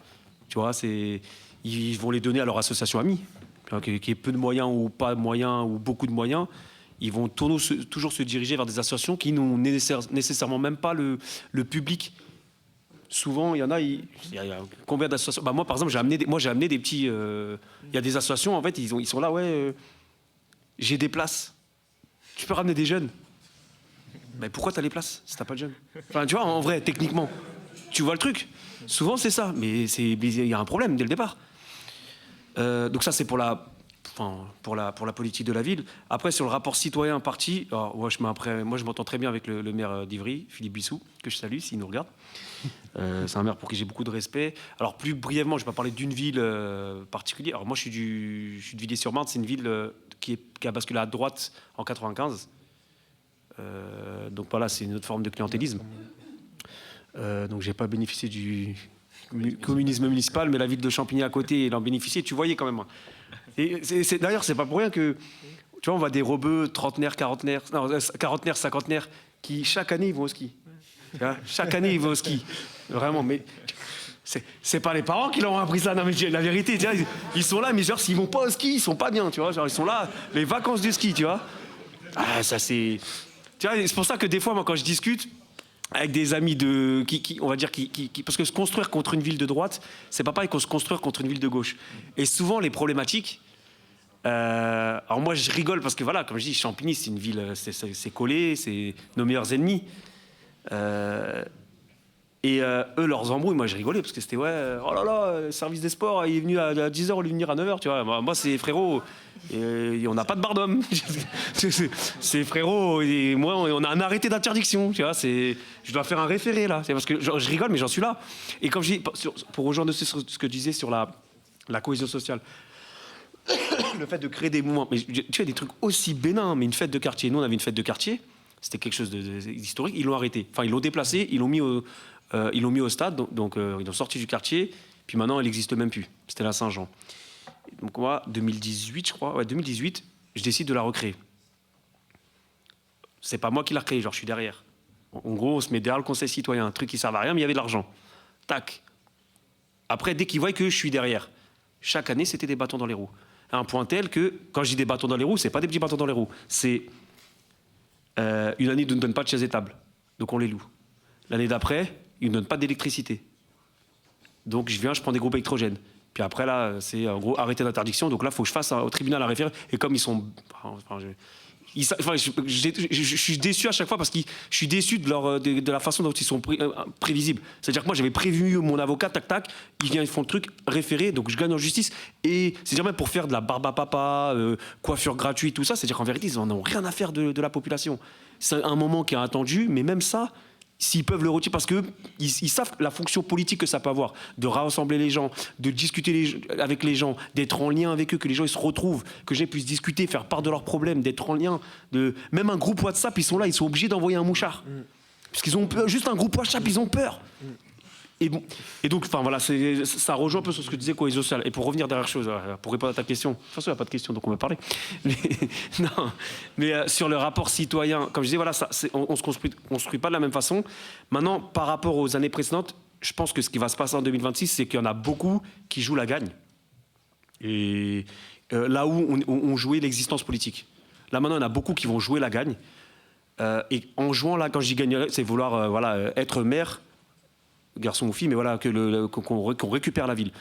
Et là, il y a différentes stratégies. Alors, on joue l'alliance. Alors, il y en a, ils vont dire oui, non, en autonomie totale, ça veut dire en autonomie, ça veut dire contre les partis. Ok, donc pas d'alliance, on va essayer de la prendre tout seul. Moi, je suis sceptique sur cette stratégie-là parce que, en tout cas, dans nos territoires, pour moi, c'est compliqué qu'un parti gagne tout seul.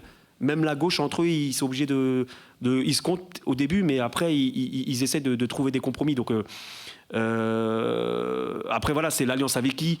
Dans le Val-de-Marne, ce qui se dessine, pour moi, tu as deux lignes. On va dire en termes de ligne politique, tu en as deux. La liste SOSDEM et la ligne de rupture. La ligne SOSDEM, donc incarnée par le PCPS. Après, voilà, chacun a son... Mais PCPS. La ligne de rupture, LFI et les citoyens.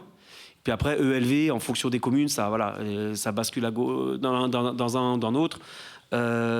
Après, il y a des villes, tu as pris l'exemple d'Ivry, mais il y a aussi l'exemple de Fontenay, où ils arrivent à créer cette cohésion-là. Et puis là, il n'y a pas de... La liste citoyenne, elle est dans la majorité. Ils ont réussi à faire une NFP maintenant. C'est NFP avant que ça existe. Donc, ils l'ont fait dès le départ. Et donc, ça fonctionne plutôt bien globalement, même s'il y a toujours des problématiques, mais je veux dire, rien n'est parfait. Donc, vraiment, ça dépend ville par ville. Mais à mon sens, ce qui change en 2026 par rapport aux années précédentes, c'est que là, il y a des listes citoyennes qui sont prêtes à partir et en tout cas, elles y vont pour gagner. Et donc après, je pense à pas mal de villes et voilà. Je sais pas si ça répond à ta question. Ou non? Sûr? Ok. D'autres questions?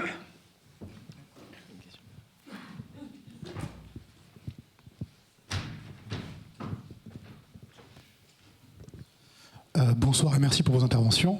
Du coup, j'avais une première question, c'est comment est-ce qu'on fait pour lutter contre le clientélisme dans un pays qui est entièrement clientéliste? Parce que vous avez expliqué qu'il y avait des échelles différentes, mais j'ai même envie de dire qu'il y a des échelles locales différentes. On va avoir du clientélisme dans les quartiers populaires, on va en avoir dans le sud de la France, ça va être marrant, folklorique, etc. Mais on va en avoir aussi dans le 16e arrondissement, dans le 5e arrondissement de Paris. Thibéry faisait voter des morts, il organisait aussi... il l'a fait, malheureusement. Et aussi, effectivement, il accordait des droits et des passe-droits à des personnes dans son territoire pour, du coup, être élus. Donc c'était aussi une forme de clientélisme. Certes, il ne se battait pas pour des miettes, mais il se battait plutôt pour des parts de marché et pour des marchés publics, mais c'était quand même du clientélisme. Donc comment est-ce qu'on fait pour lutter dans un pays qui est entièrement clientéliste, dont la Constitution de la Ve République est aussi... organise un clientélisme politique puisque le maire au niveau local a des pouvoirs qui sont très réminiscents des pouvoirs du président de la République, beaucoup de pouvoirs propres, et que c'est pour cela que beaucoup de personnes vont se diriger vers le maire ou vers des candidats pour demander des privilèges ou alors demander des passe-droits. Donc il y a tout ce contexte-là qui est assez compliqué et difficile à appréhender si on le prend juste du bout de la lorgnette qui est nos quartiers, nos problèmes au local, et sans en fait avoir on va dire une démarche beaucoup plus générale et beaucoup plus nationale. Et l'autre question que j'ai, c'est comment est-ce qu'on fait pour que la question du dégoût du clientélisme, qui nous anime, on est dégoûté par le clientélisme, on est très dégoûté par le clientélisme, comment est-ce qu'on fait pour qu'elle soit centrale pour 2026 et pour que des partis politiques comme la LFI ne reproduisent pas ce que le PS a fait naguère, ce que le PC a fait naguère, ce que tous les partis font depuis tout le temps en vérité, parce que même avant la Ve République, si on s'intéresse vraiment aux détails des élections, par exemple durant la Troisième République, même avant, lors par exemple de la monarchie constitutionnelle, on voyait qu'on avait des élections qui étaient organisées par des grands réseaux de clientèle. Donc il y a quand même la question du clientélisme, pour moi, ce n'est pas seulement juste une question qui nous touche, évidemment elle nous touche, évidemment elle raconte quelque chose de notre histoire et de l'histoire de nos parents et de l'histoire de l'immigration, mais en fait elle raconte quelque chose de l'histoire de France en fait. Et quand on compare la France avec d'autres pays européens ou d'autres pays occidentaux, la France est quasiment championne du monde, championne d'Europe de clientélisme. On a un pays comme la Suède qui a réussi à virer un ministre parce qu'il a acheté un Toblerone avec une carte bancaire qui appartenait à son ministère, quelque chose qui est impensable ici. Ici, on a des ministres qui mangent du homard et qui disent qu'ils n'aiment pas le homard quand on les a cramés. On n'est pas exactement dans le même contexte. Donc c'est mes deux questions. C'est comment est-ce qu'on fait pour lutter concrètement contre le clientélisme dans le pays dans lequel on est, et comment est-ce qu'on fait pour que cette question du dégoût du clientélisme, du fait qu'on ne veut plus de ça, soit centrale pour éviter, par exemple, que des partis reproduisent ce qu'ils ont toujours fait. Voilà, merci. Moi, je veux bien démarrer parce que... Bali, Ouais. Vas-y. Ouais. Honneur aux dames. Alors, pour en finir avec le clientélisme au niveau national, j'ai envie de répondre, en finir d'abord avec le capitalisme. Oui. D'abord. Et puis, quand tu parles de clientélisme, on pourrait aussi parler d'un clientélisme des grandes puissances occidentales à tourner vers le sud global.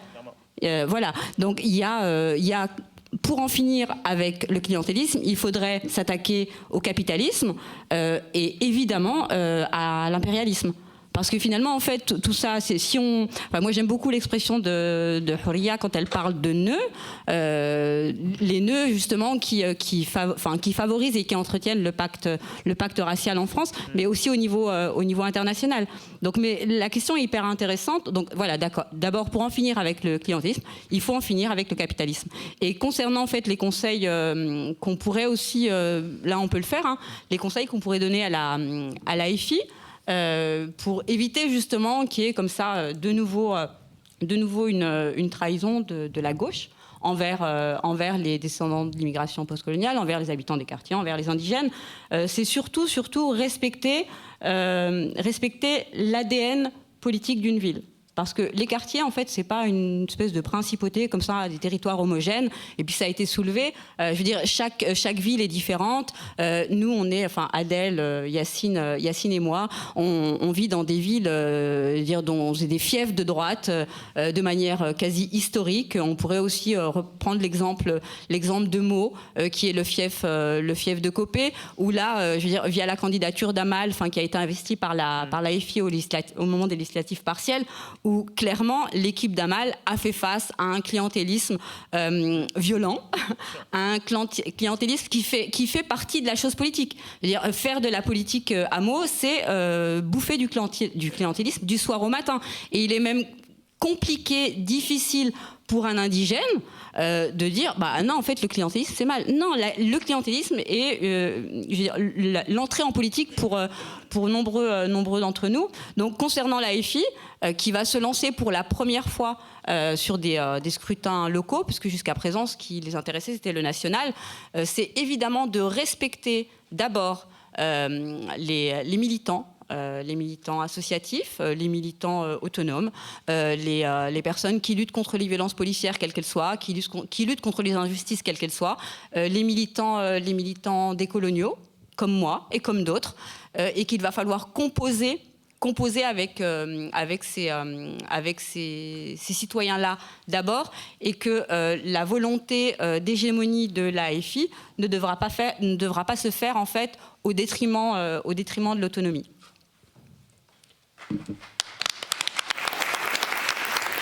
Non, mais c'est bien. Moi, je vais poursuivre dans ce que tu as dit parce que c'est vrai qu'il y a tout un système, et ça a été dénoncé d'ailleurs dès l'entrée en disant que c'est un système libéral, capitalistique, et que cette déclinaison, alors nous on le traite à l'échelle locale parce que c'est là où on est en fait, c'est là où on vit, c'est là où nous on le traduit et qu'on observe, et donc on essaye très modestement d'agir dessus. Mais c'est vrai que tu as raison, c'est-à-dire qu'il faudrait en fin de compte régler en fin de compte le système, et toute la bataille qui est menée d'ailleurs au niveau national par la FI, mais pas seule, sur la question de la lutte contre le capitalisme, ça a été évoqué d'ailleurs sur la répartition des richesses et tout ça, parce que le clientélisme il se loge dans la raréfication du droit commun.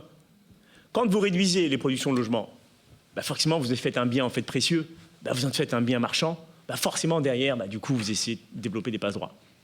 Quand vous réduisez la production de places en crèche, bah forcément vous faites le même mécanisme. Et on peut prendre ça à l'infini.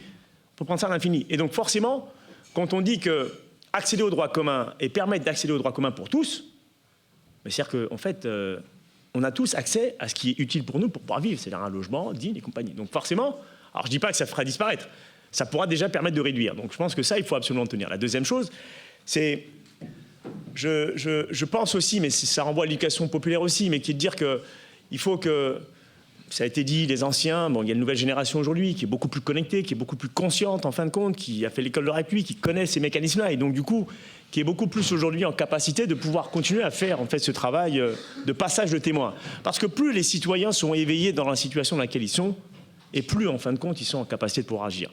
Donc ça veut dire que l'idée de l'approche culturelle, éducative, éducation populaire, en fait toutes les formes d'action qui permettent aux gens de se nourrir en fait de l'ensemble du mécanisme, mais c'est ça en fait le levier. C'est ce qui permet, par exemple, ce qui a été évoqué tout à l'heure par Adèle, quand il dit évoquer, Adèle, pardon, quand il évoquait, parce que je pensais à Fadela Marin. Il a dit Fadela. Adèle. C'est pour te réveiller, ça. Et, tu vois, et donc, du coup, quand on voit le mécanisme, par exemple, quand il évoque l'idée de créer son association, les projets qu'il développe. Vous avez vu, par exemple, sur la création juste d'une action qui a vocation à se tourner vers celles et ceux qui vivent dans un quartier. On pourrait se dire c'est un truc quand même relativement modeste. Vous voyez que sur une action comme ça que nous, dans les quartiers populaires, nous considérons comme étant quelque chose de normal, j'ai envie de dire, parce que c'est l'histoire à la fois de nos anciens qui l'ont fait pour nous, qu'on refait parce qu'on considère qu'il y a un besoin qui s'exprime. Mais vous voyez bien que celles et ceux qui sont en responsabilité, qui ont un véritable, leur seul souci, c'est comment préserver en fin de compte leurs intérêts, comment préserver en fait le pouvoir dans lequel ils sont. Mais forcément, ils y trouvent là un objet politique. Et forcément, ils y trouvent là une crainte. Forcément, ils y trouvent alors du coup un mécanisme qui vise entre guillemets à contrarier. Et c'est pour ça que je dis que l'idée, ce qui est quelque chose de beaucoup plus complexe, qui est de dire mais comment, et c'est le travail qui est fait y compris au niveau des associations, tout ça, qui est de dire comment on éveille les consciences. Parce que plus vous arrivez à éveiller les consciences, par exemple je prends le sujet par exemple sur la question des violences policières, quand on voit aujourd'hui le niveau d'expertise qu'un certain nombre de nos jeunes dans le quartier populaire ont sur la question des violences policières et leur traduction, y compris sur les éléments, y compris juridiques, du coup, ça fait plaisir. C'est-à-dire que celles et ceux qui ont pris des coups de matraque, parfois même qui ont laissé la vie, et qui ont eu de cesse quasiment de le dénoncer, il y a peut-être une vingtaine, trentaine d'années, où quasiment c'était pas du tout relayé. Les médias d'ailleurs, les médias y compris en rupture avec les médias traditionnels, ont aussi participé à ça. Donc moi je pense que plus l'on crée les conditions pour que les gens, en fin de compte, considèrent qui sont les éléments du changement, y compris les remparts contre le clientélisme, on peut en prendre beaucoup d'autres. Parce que dans le clientélisme, de ce qui est évoqué, il faut aussi qu'on fasse attention à une chose. Je finirai mon propos par cela. Parce que si on commence à dire que tout est clientélisme, bah alors là, du coup, la bataille qu'on mène, nous, quand on dit qu'il faut corriger les inégalités, on va dire, mais attendez, vous corrigez les inégalités, donc ça veut dire qu'il y a bien des gens, entre guillemets, je veux dire, qui ont bénéficié beaucoup au détriment des autres. C'est la répartition des richesses. Mais la répartition des richesses, c'est pas du clientélisme, de mon point de vue. Quand on dit agir pour réduire, par exemple, la question de la production de logements sociaux importants dans nos quartiers populaires, parce que tu prends Saint-Denis, c'est à peu près 70% de population qui relève du logement social, et principalement d'ailleurs du PLAI. Donc ça veut dire que le logement, très social. Mais c'est pas parce que leur situation sociale l'exige. Et donc forcément, quand vous réduisez la production, vous mettez à 25%, ben vous créez, en fin de compte, je vais dire, la raréfication du besoin. Et bien forcément, derrière, ben, du coup, les gens en fait, sont asphyxiés. Ils sont quasi, je veux dire, muselés pour pouvoir le faire. Et donc c'est vrai que l'agir sur le droit commun, c'est aussi la possibilité, y compris à l'ensemble des échelons, on le voit au niveau national. Demain, si on avait, entre guillemets, je veux dire, une responsabilité nationale qui était différente de celle qu'on a en responsabilité insoumise, mais plus large avec NFP, j'ose imaginer que le projet de société qui est incarné, c'est-à-dire que la production de logements, c'est plus de 400 000 logements quasiment proposés par an, mais je trouve qu'à un moment donné, ça peut venir, entre guillemets, répondre à des préoccupations concrètes, et c'est en répondant de manière concrète aux préoccupations des gens que je pense qu'on peut, je ne dis pas anéantir le clientélisme, mais on tirera considérablement le réduire. Considérablement le réduire. Parce que je suis d'accord avec ce qui est évoqué, c'est-à-dire que c'est une machine qui est beaucoup plus large, mais il faut quand même, y compris, l'agir au niveau local, parce que c'est aussi au niveau local que nous voyons la traduction. Moi, je vais... Oh, merci.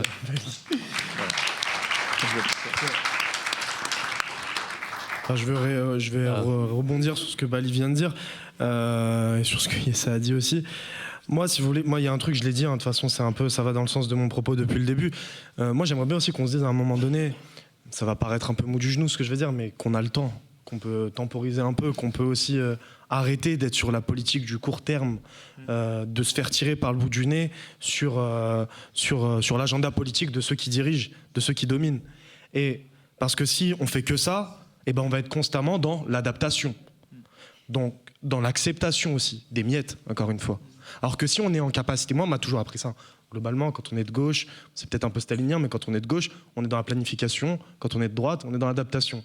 Moi globalement je suis pour la planification d'un projet politique, de société sur le long terme, et je suis pour qu'on travaille à ça. Et donc je suis pour que on se mette à discuter, encore une fois, ce genre d'échange, et qu'on arrête d'accepter des miettes, qu'on arrête d'accepter... et c'est pour ça, en fait, j'ai l'impression que c'est tout le temps ça, c'est l'élection qui est là, l'élection qui est là. Alors, c'est un enjeu fondamental, encore une fois, on est dans le réel, on sait très bien qu'une mairie de droite, c'est de la souffrance pour les nôtres. C'est des gens qui vont se faire déloger de leurs logements sociaux pour être envoyés plus loin. On le sait très bien. Mais maintenant, il faut aussi qu'on accepte de se dire que faut être aussi un peu pragmatique et comprendre aussi les réalités objectives au moment où on se bat et essayer de construire sur le plus long terme. Et ça, c'est fondamental vraiment qu'on sorte de cet agenda, en fait, de cet agenda qui est celui de ceux qui sont aujourd'hui au pouvoir. Voilà, je vois, enfin, là, tout est aujourd'hui autour de la... Macron, est-ce qu'il va rester, est-ce qu'il va continuer, suspense, derrière, c'est chaque élection, c'est toujours comme ça. Et je pense que c'est un peu la force qu'on peut avoir, notre génération, c'est de se dire, je suis désolé, ça fait très... je vous renvoie... mais je pense que c'est la force qu'on peut avoir et qu'on peut se dire, c'est que globalement, on a le temps. Je pense que voilà, on va avoir... on peut se poser, on peut réfléchir et arrêter d'être juste dans la réponse à l'agenda politique des autres. Voilà.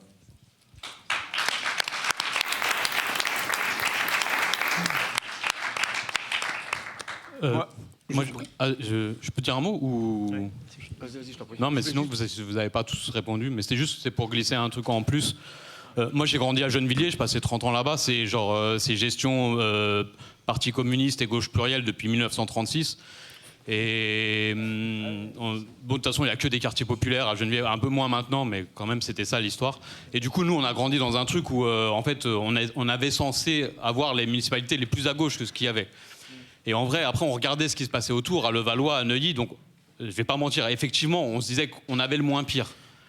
Mais franchement, sur d'autres trucs, en vérité, on avait l'impression, parce que tu disais sur les vacances au ski, c'est vrai, mais on avait l'impression que c'était que ça en fait. Il y avait les vacances au ski, le quotient familial, c'est vrai, la piscine elle est pas chère, la cantine, des trucs comme ça. Mais en vrai, ça s'arrêtait là parce que sur ce que faisait la police, sur qui c'est qui se faisait expulser, qui c'est qui travaillait comme des chiens à l'usine, qui c'est qui travaillait comme des chiens sur les chantiers, qui c'est qui avait une vie de merde toute sa vie. Ça, tout ça, c'était pareil en vérité. Et du coup, nous, on est arrivé à un espèce de truc où le clientélisme, on l'a vu tout le temps. Mais même ce mot-là, on s'est dit, mais à un moment, parce que il y a eu, à plusieurs époques, on a eu des listes soi-disant du quartier, etc. Et il y avait des gens à nous dedans, hein, et on y a cru plein de fois et tout. Mais à chaque fois, il s'est passé la même chose. Les vrais, ils y allaient, ils disaient des vrais trucs, ils se faisaient bâcher, ils revenaient, ils redevenaient personne. Et d'autres, ils s'intégraient bien dans ces espaces-là, et on les revoyait plus jamais, et ils faisaient des carrières, et c'était fini. Et du coup, nous, on en était arrivé à un truc, et c'est un peu ça la question que je pose, tu vois, c'est que et Yessa le disait bien, en fait, il y a un truc qui est à la fois là, dans la gestion municipale, mais aussi au niveau international, c'est que là, les sociétés dans lesquelles on est, elles sont en forme de pyramide. Et tout le monde est en bas, et il y en a un peu, ils sont au-dessus. Et du coup, est-ce que le fond de ce qu'on veut, c'est mettre des gens d'en bas, on veut les mettre au-dessus, en se disant ça va changer parce que c'est les nôtres, sauf que quand même, souvent, on a vu que quand on met ceux d'en bas, ils sont au-dessus, bon bah, soit c'est des vrais, et ils se font déglinguer, Sankara, machin, nanan, soit ça devient des vendus et c'est pareil quoi. Et donc voilà, je voulais dire, est-ce que le fond du clientélisme, le problème c'est pas qu'il y ait un bas et il y ait un haut, et est-ce qu'il faut pas qu'on sorte de ce truc là où en fait il y a un truc comme un gouvernement qui gère la ville, alors qu'en fait il y a d'autres trucs, ça marche, les comités de quartier, on sait très bien, ça marche, les associations, ça marche. Il y a des manières de gérer autrement la ville, et en plus on le voit, pas juste qu'en France, mais au Mexique, au Kurdistan, en Kabylie, il y en a des modèles de gestion où c'est pas juste tu votes pour des mecs, ils sont là et après ils sont au pouvoir et c'est eux ils gèrent. Et en fait il y a des formes communales de gestion. Et voilà, ma question c'est, est-ce que le seul moyen de sortir du clientélisme, c'est pas juste qu'on sorte aussi d'un truc pyramidal où il y a ceux qui sont en bas et il y a ceux qui sont en haut et qui dirigent alors que les autres ils passent leur vie à travailler, etc. quoi.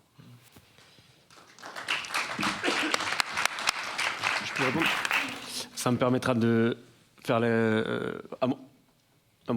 comment? Ok. Donc oui, ça me permettra de répondre. Bon, Mathieu,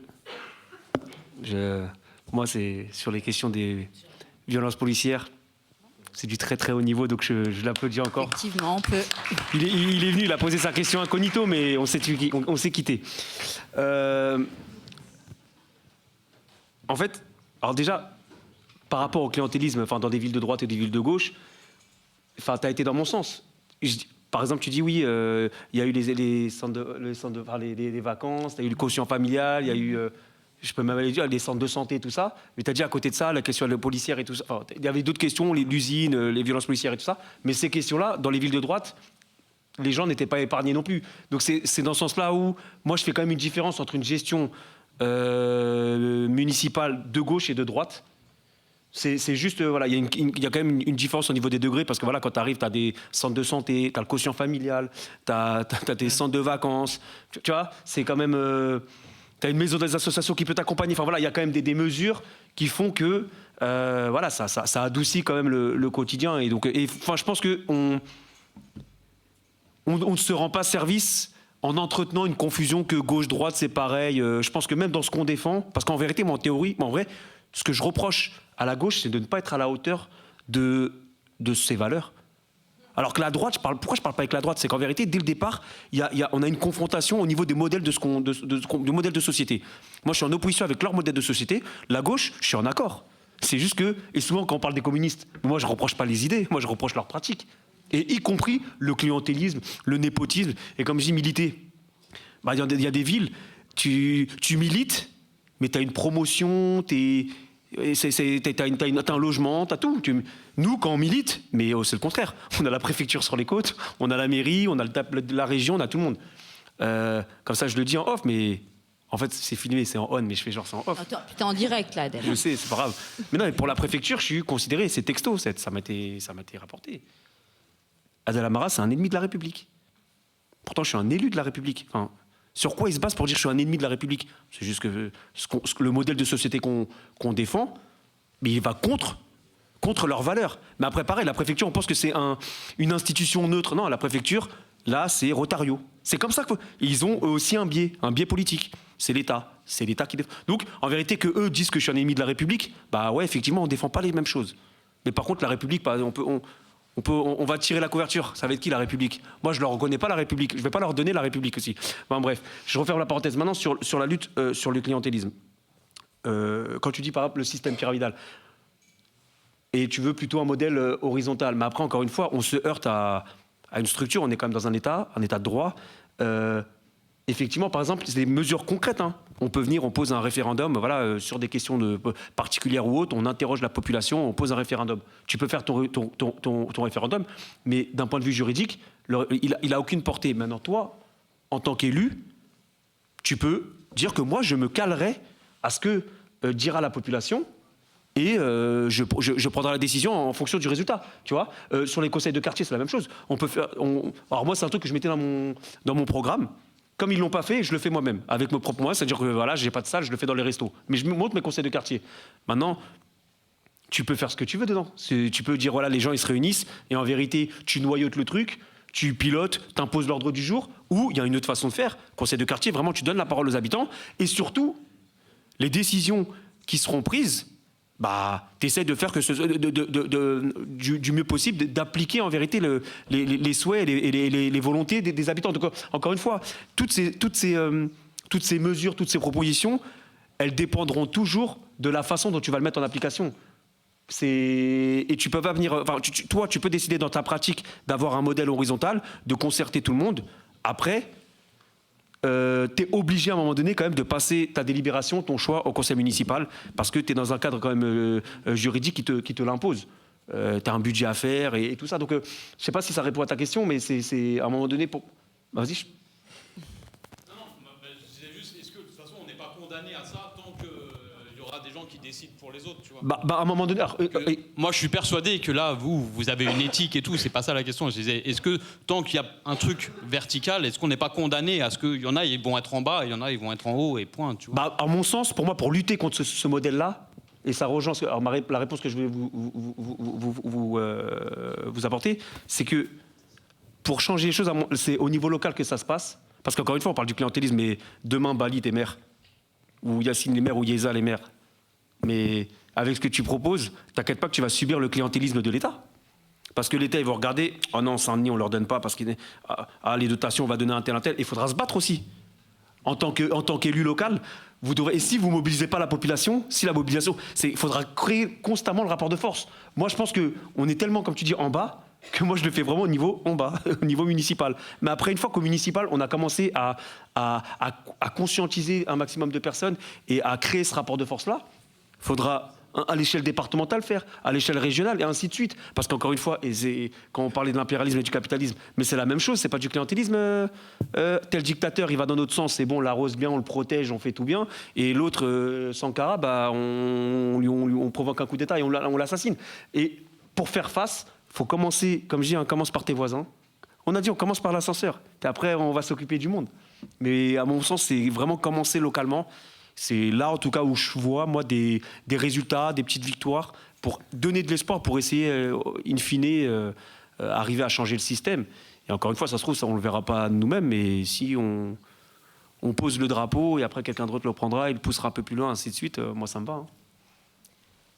Je vais aussi répondre à Mathieu sur... Quand tu évoques Gennevilliers, ton enfance, etc., évidemment, en fait, les vacances à la montagne, ça fait tout de suite penser à la satire 10 d'un poète latin qui est Juvénal et la fameuse expression du pain et des jeux. Et c'était à l'époque pour éviter justement la politisation des masses. Ce qui est compliqué aujourd'hui, c'est que très souvent, toujours pareil, je vais parler de Mantes-la-Jolie, c'est que on n'a plus le pain, Mais il y a uniquement le jeu, le divertissement, etc. Et évidemment, en fait, quand on va à Levallois, ou enfin, nous, par exemple, quand on va à Versailles, il y a ce que tu soulèves, justement, il y a l'inégalité. L'inégalité dans la culture, l'inégalité dans nos parcours scolaires, évidemment, parce que là encore, finalement,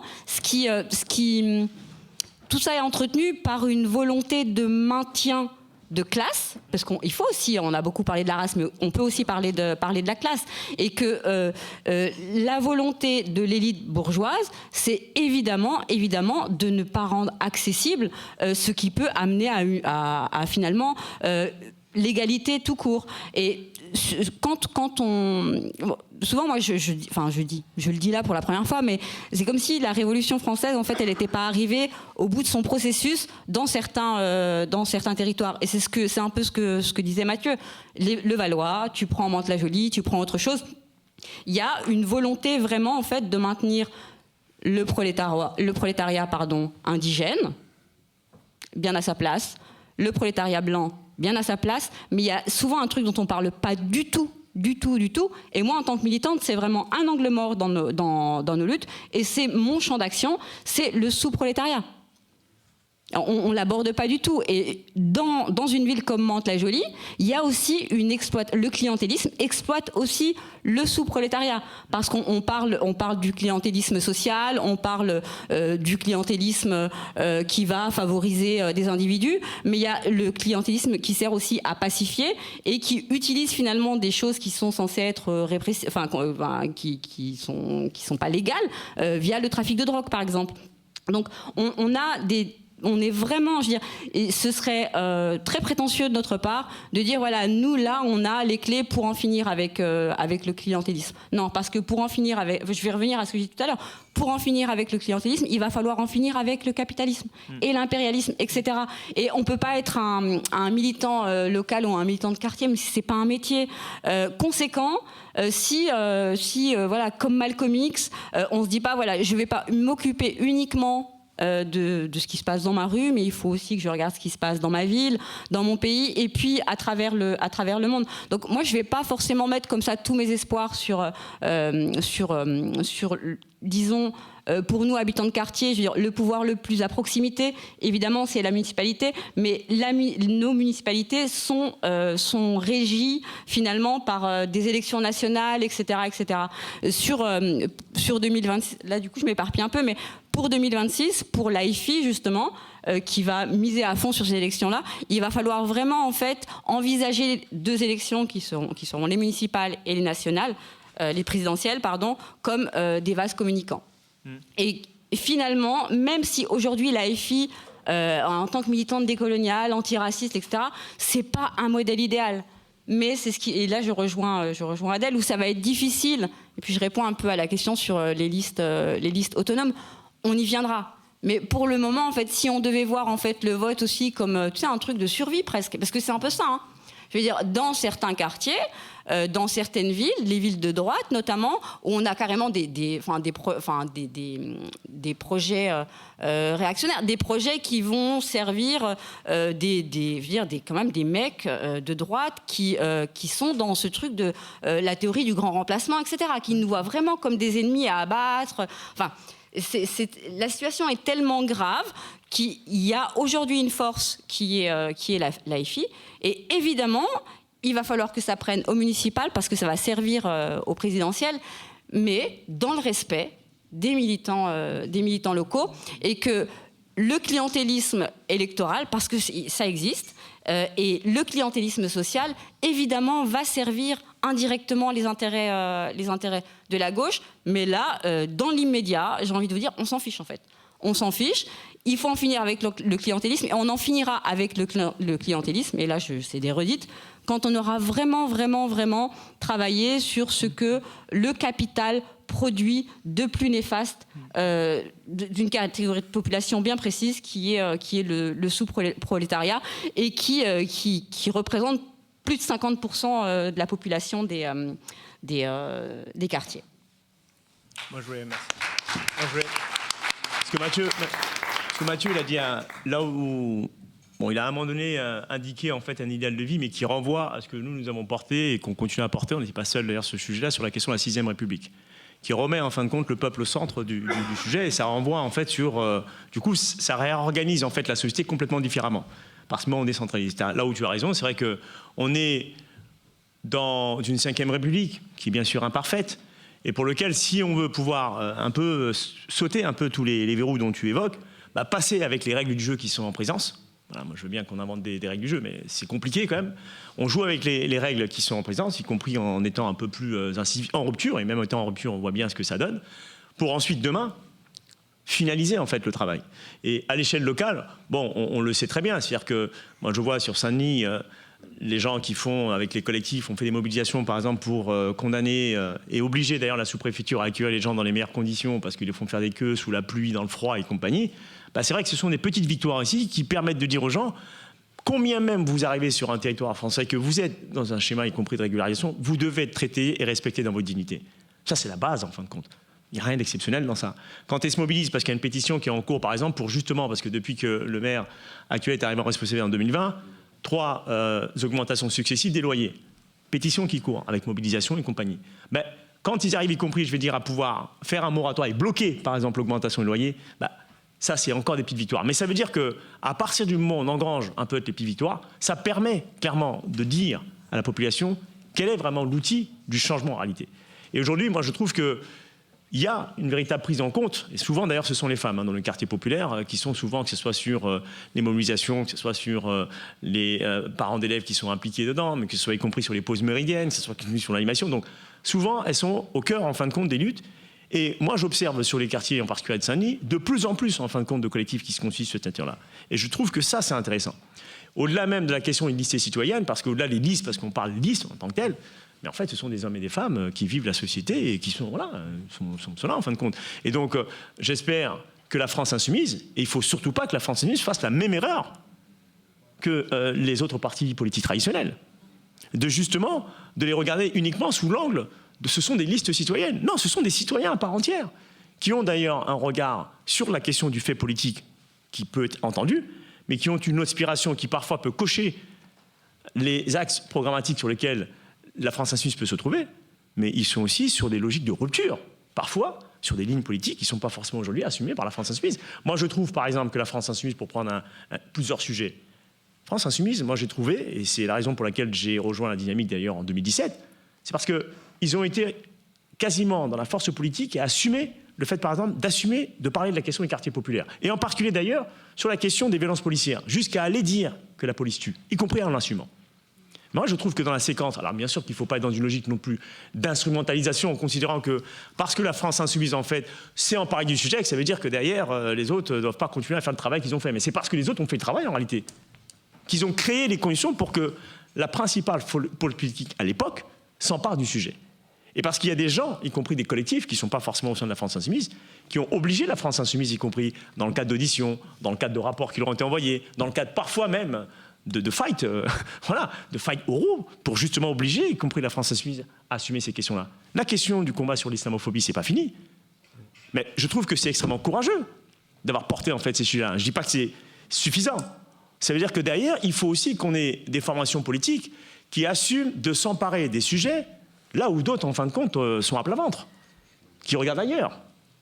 Quand on prend la question, y compris du génocide, par exemple, qui est en Palestine, ah oui, moi je dis, quand on est de gauche, y compris de la gauche de rupture, ça fait plaisir à un moment donné de voir à un moment donné qu'il y a des gens qui disent oui, il y a un risque politique à prendre, oui, il y a un risque d'image à prendre, mais j'assume de prendre ce risque-là, y compris être parfois minoritaire dans, je dis pas dans l'opinion publique, parce que dans l'opinion publique, dans le quartier populaire, ils sont majoritaires. Voilà. Mais quand on regarde dans les médias traditionnels, on voit bien ce que ça donne. Donc je pense qu'on a aussi besoin de ça. Et on a surtout un idéal, et moi c'est comme ça en fin de compte que je vois les choses, c'est-à-dire que la France insoumise seule ne gagnera pas. Les organisations syndicales seules ne gagneront pas. Les collectifs, y compris qui sont installés dans la rupture, ne gagneront pas seuls. Donc c'est bien chacun dans son poste de commandement, là où il est, qu'il agit. Et ça fait système. C'est ça qui va permettre, y compris peut-être en 2027, d'avoir l'avènement d'une autre société, peut-être avec la 6ème République. Mais c'est ça, en fait, qu'il faut qu'on vise. Parce que derrière, le combat qui est mené à l'échelle locale, bien sûr que ces combats-là, ils sont essentiels parce que c'est là où nous vivons. C'est là où on rencontre nos tantans, nos mamans, ils sont là, eux. Donc pendant que nous, on va leur expliquer qu'en fin de compte, c'est en haut qu'il faut déranger, parce que pendant longtemps, ça a été ça. On leur a dit, ouais, mais là, c'est compliqué localement. C'est en haut, en fin de compte. Ouais, mais en haut, le temps qu'on y arrive, là, on a 2 générations qui passent. Mais pendant qu'on est en bas, essayons de faire déjà notre niveau. Donc c'est le principe dans lequel nous sommes, mais c'est quelque chose de très modeste. Alors parfois, on peut dire que c'est moins ambitieux, mais c'est très concret pour les gens. Parce que c'est très concret, parce que nous, on les rencontre au quotidien. On les voit au marché, voilà, concret. Quand ils ont gagné, y compris, je veux dire, la rénovation de leur hall d'immeuble, on dit, voilà, la bataille, elle paye. Ils savent le dire. Ils disent, ouais, tiens, nous, on a fait ça, et ils sont fiers même de le dire. On a fait ça, on a réussi à le faire et compagnie. Et ça les motive. Et je trouve qu'il faut absolument créer les conditions pour que les gens soient conscients, en fin de compte, de la force qu'ils sont, du fait qu'ils font de la politique aussi comme ça. Faire ça, c'est de la politique. C'est pas uniquement ceux qui sont, entre guillemets, cravatés, qui sont là, qui prennent les décisions. Non! Celui qui est en bas de son quartier, là, qui agit au quotidien, il fait de la politique. Il faut l'assumer en tant que tel. C'est pas un politicien. Il fait de la politique. Parce que faire de la politique, en tout cas nous, c'est comme ça qu'on est rentré modestement dedans, parce que moi je suis rentré dans le mouvement de la France Insoumise en 2017, mais avant j'étais société civile traditionnelle, je ne suis pas dans un parti politique. Mais c'est quand on arrive à faire bouger quelques lignes comme ça, c'est génial. On ne peut pas imaginer en fait à un moment donné comment ça redonne de l'espoir et de l'envie en fait des gens d'aller au combat. Plus vous créez les conditions pour que les gens réussissent des petits combats, forcément derrière vous en faites en fait des vrais gladiateurs de la défense en fait du droit commun, et ça c'est l'essentiel, c'est ce dont on a besoin en fait pour gagner, je pense.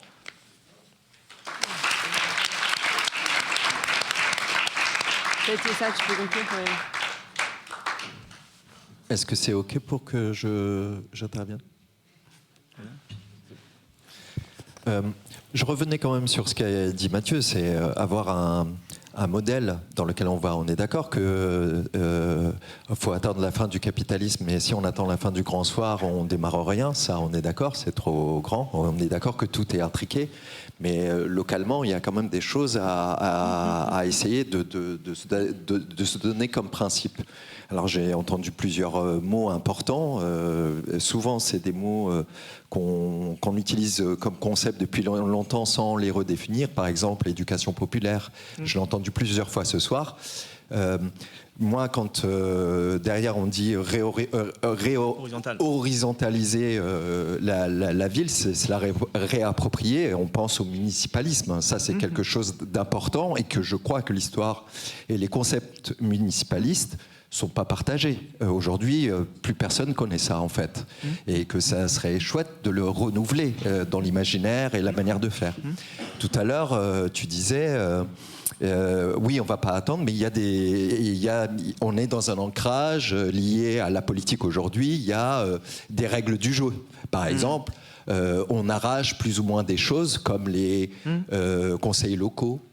Les conseils locaux en santé mentale, les conseils locaux de la jeunesse, etc. Après, chaque ville peut en disposer ou pas. Peut-être un peu... si la mairie a envie de le pousser, ça donnera un truc où c'est sa clientèle qui va y participer. Donc là aussi, il y a des écueils. C'est le conseil locaux et c'est là où l'éducation populaire peut jouer sur comment animer ce genre de conseils pour que les gens s'en saisissent. Avec un écueil, pareil pour les listes citoyennes. Moi, on a un petit biais ici parce qu'on est très francilien. Pour décentrer un peu, il y a quelque chose aussi dans ce genre de dispositifs qui sont intéressants sur le papier, mais qui c'est qui y participe? Et il y a une autre forme de clientélisme moi je fais partie d'une ville où ils ont innové avec le budget participatif, par exemple. C'est super intéressant, le budget participatif. Ça veut dire qu'il y a des projets qui se font parce que des habitants le poussent, font campagne pour le faire, et la ville dit, voilà, ça c'est un budget sanctuarisé, et c'est pas nous qui décidons, c'est les projets qui vont être poussés. Et là, le biais, c'est le biais de la gentrification qui vient casser un peu ça, où on a des projets d'écoles de musique en plein milieu, magnifique conservatoire de musique, en plein milieu d'un quartier populaire historique, où les personnes qui participent au conservatoire de musique, c'est pas tellement les gens, ça apporte absolument rien. Là, c'était pas la priorité des habitants. Et puis il y a un troisième niveau, c'est que toutes les structures qui se sont créées, on va dire, lors des 30 Glorieuses, elles vont s'effondrer les unes après les autres. Et alors là, on a vu des villes inondées plusieurs fois ces dernières années avec des répétitions où il y a une résilience par le haut qui est faite, et j'utilise le terme résilience exprès parce qu'il est utilisé par les libéraux de cette manière-là, où les habitants ne sont pas préparés du tout à ça. Ils n'ont pas voix au chapitre.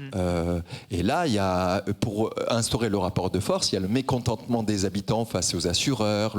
Il y a des enjeux quand même qui sont liés à notre système, par exemple. L'état de catastrophe naturelle qui fait que tu vas avoir les assurances, tout ça, c'est le système capitaliste qui l'a monté, etc. Et tout ça, c'est des choses, aujourd'hui, quand on a un maire qui nous dit qu'il interdit les catastrophes naturelles dans sa commune parce qu'il ne peut plus assurer. Là, non, mais il le fait sous forme de blague. Il a interdit les catastrophes naturelles parce qu'il ne trouve plus d'assurance dans sa commune. Il peut pas interdire les catastrophes. Mais c'est ce qu'il a fait. Il a fait un arrêté d'interdiction de... Voilà, c'est ça, comme provocation. Je t'invite à lire l'article. Et donc et il a interdit, il a fait un arrêté d'interdiction des catastrophes naturelles parce que plus aucune assurance voulait assurer sa ville à cause des catastrophes naturelles. Donc là, on est de toute façon, c'est pas le grand soir qui va nous arriver, absolument pas, c'est la grande nuit qui va arriver à tout ce petit monde, et que nous, la question, c'est que il faut anticiper nos espaces de vie et se les réapproprier urgemment. Je pense à des espaces verts, jolis, etc. On va pas tarder à conclure. J'arrête. Non, enfin, peut-être tu peux finir ta phrase, mais... Non, mais c'était juste pour alerter sur le fait que des fois, on est dans une politique à papa, avec des enjeux qui nous arrivent et qui vont être des défis pour les copains et les frangins qui vont être sincères dans la représentation et qui sont absolument pas préparés à ce qui arrive là. C'était un peu l'enjeu de et de revenir sur ce qui avait été dit plus haut. Merci Tarek. Peut-être pour conclure, je te laisse le mot de la fin.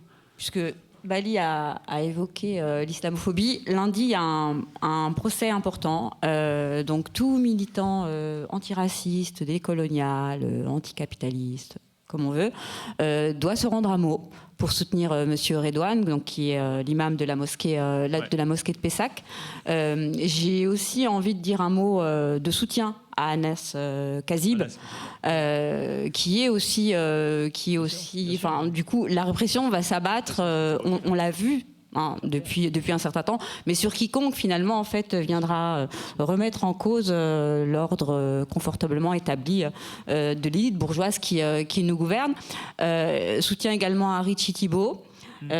Aussi et puis j'ai envie de leur dire aussi ici, accusez-nous tous parce que nous serons légion. C'est ça aussi ce qui est important. On a parlé de racisme, on a parlé de clientélisme. On n'a pas suffisamment parlé d'autoritarisme, et ce qui se passe là, en termes de, parce qu'on parlait de droit commun, mais en termes de liberté individuelle, il y a aussi des enjeux, et ce type d'événement en fait permet aussi de relativiser, disons, mais de se dire que les alliances sont nécessaires et pas juste comme des formules incantatoires, et qu'il est plus que temps.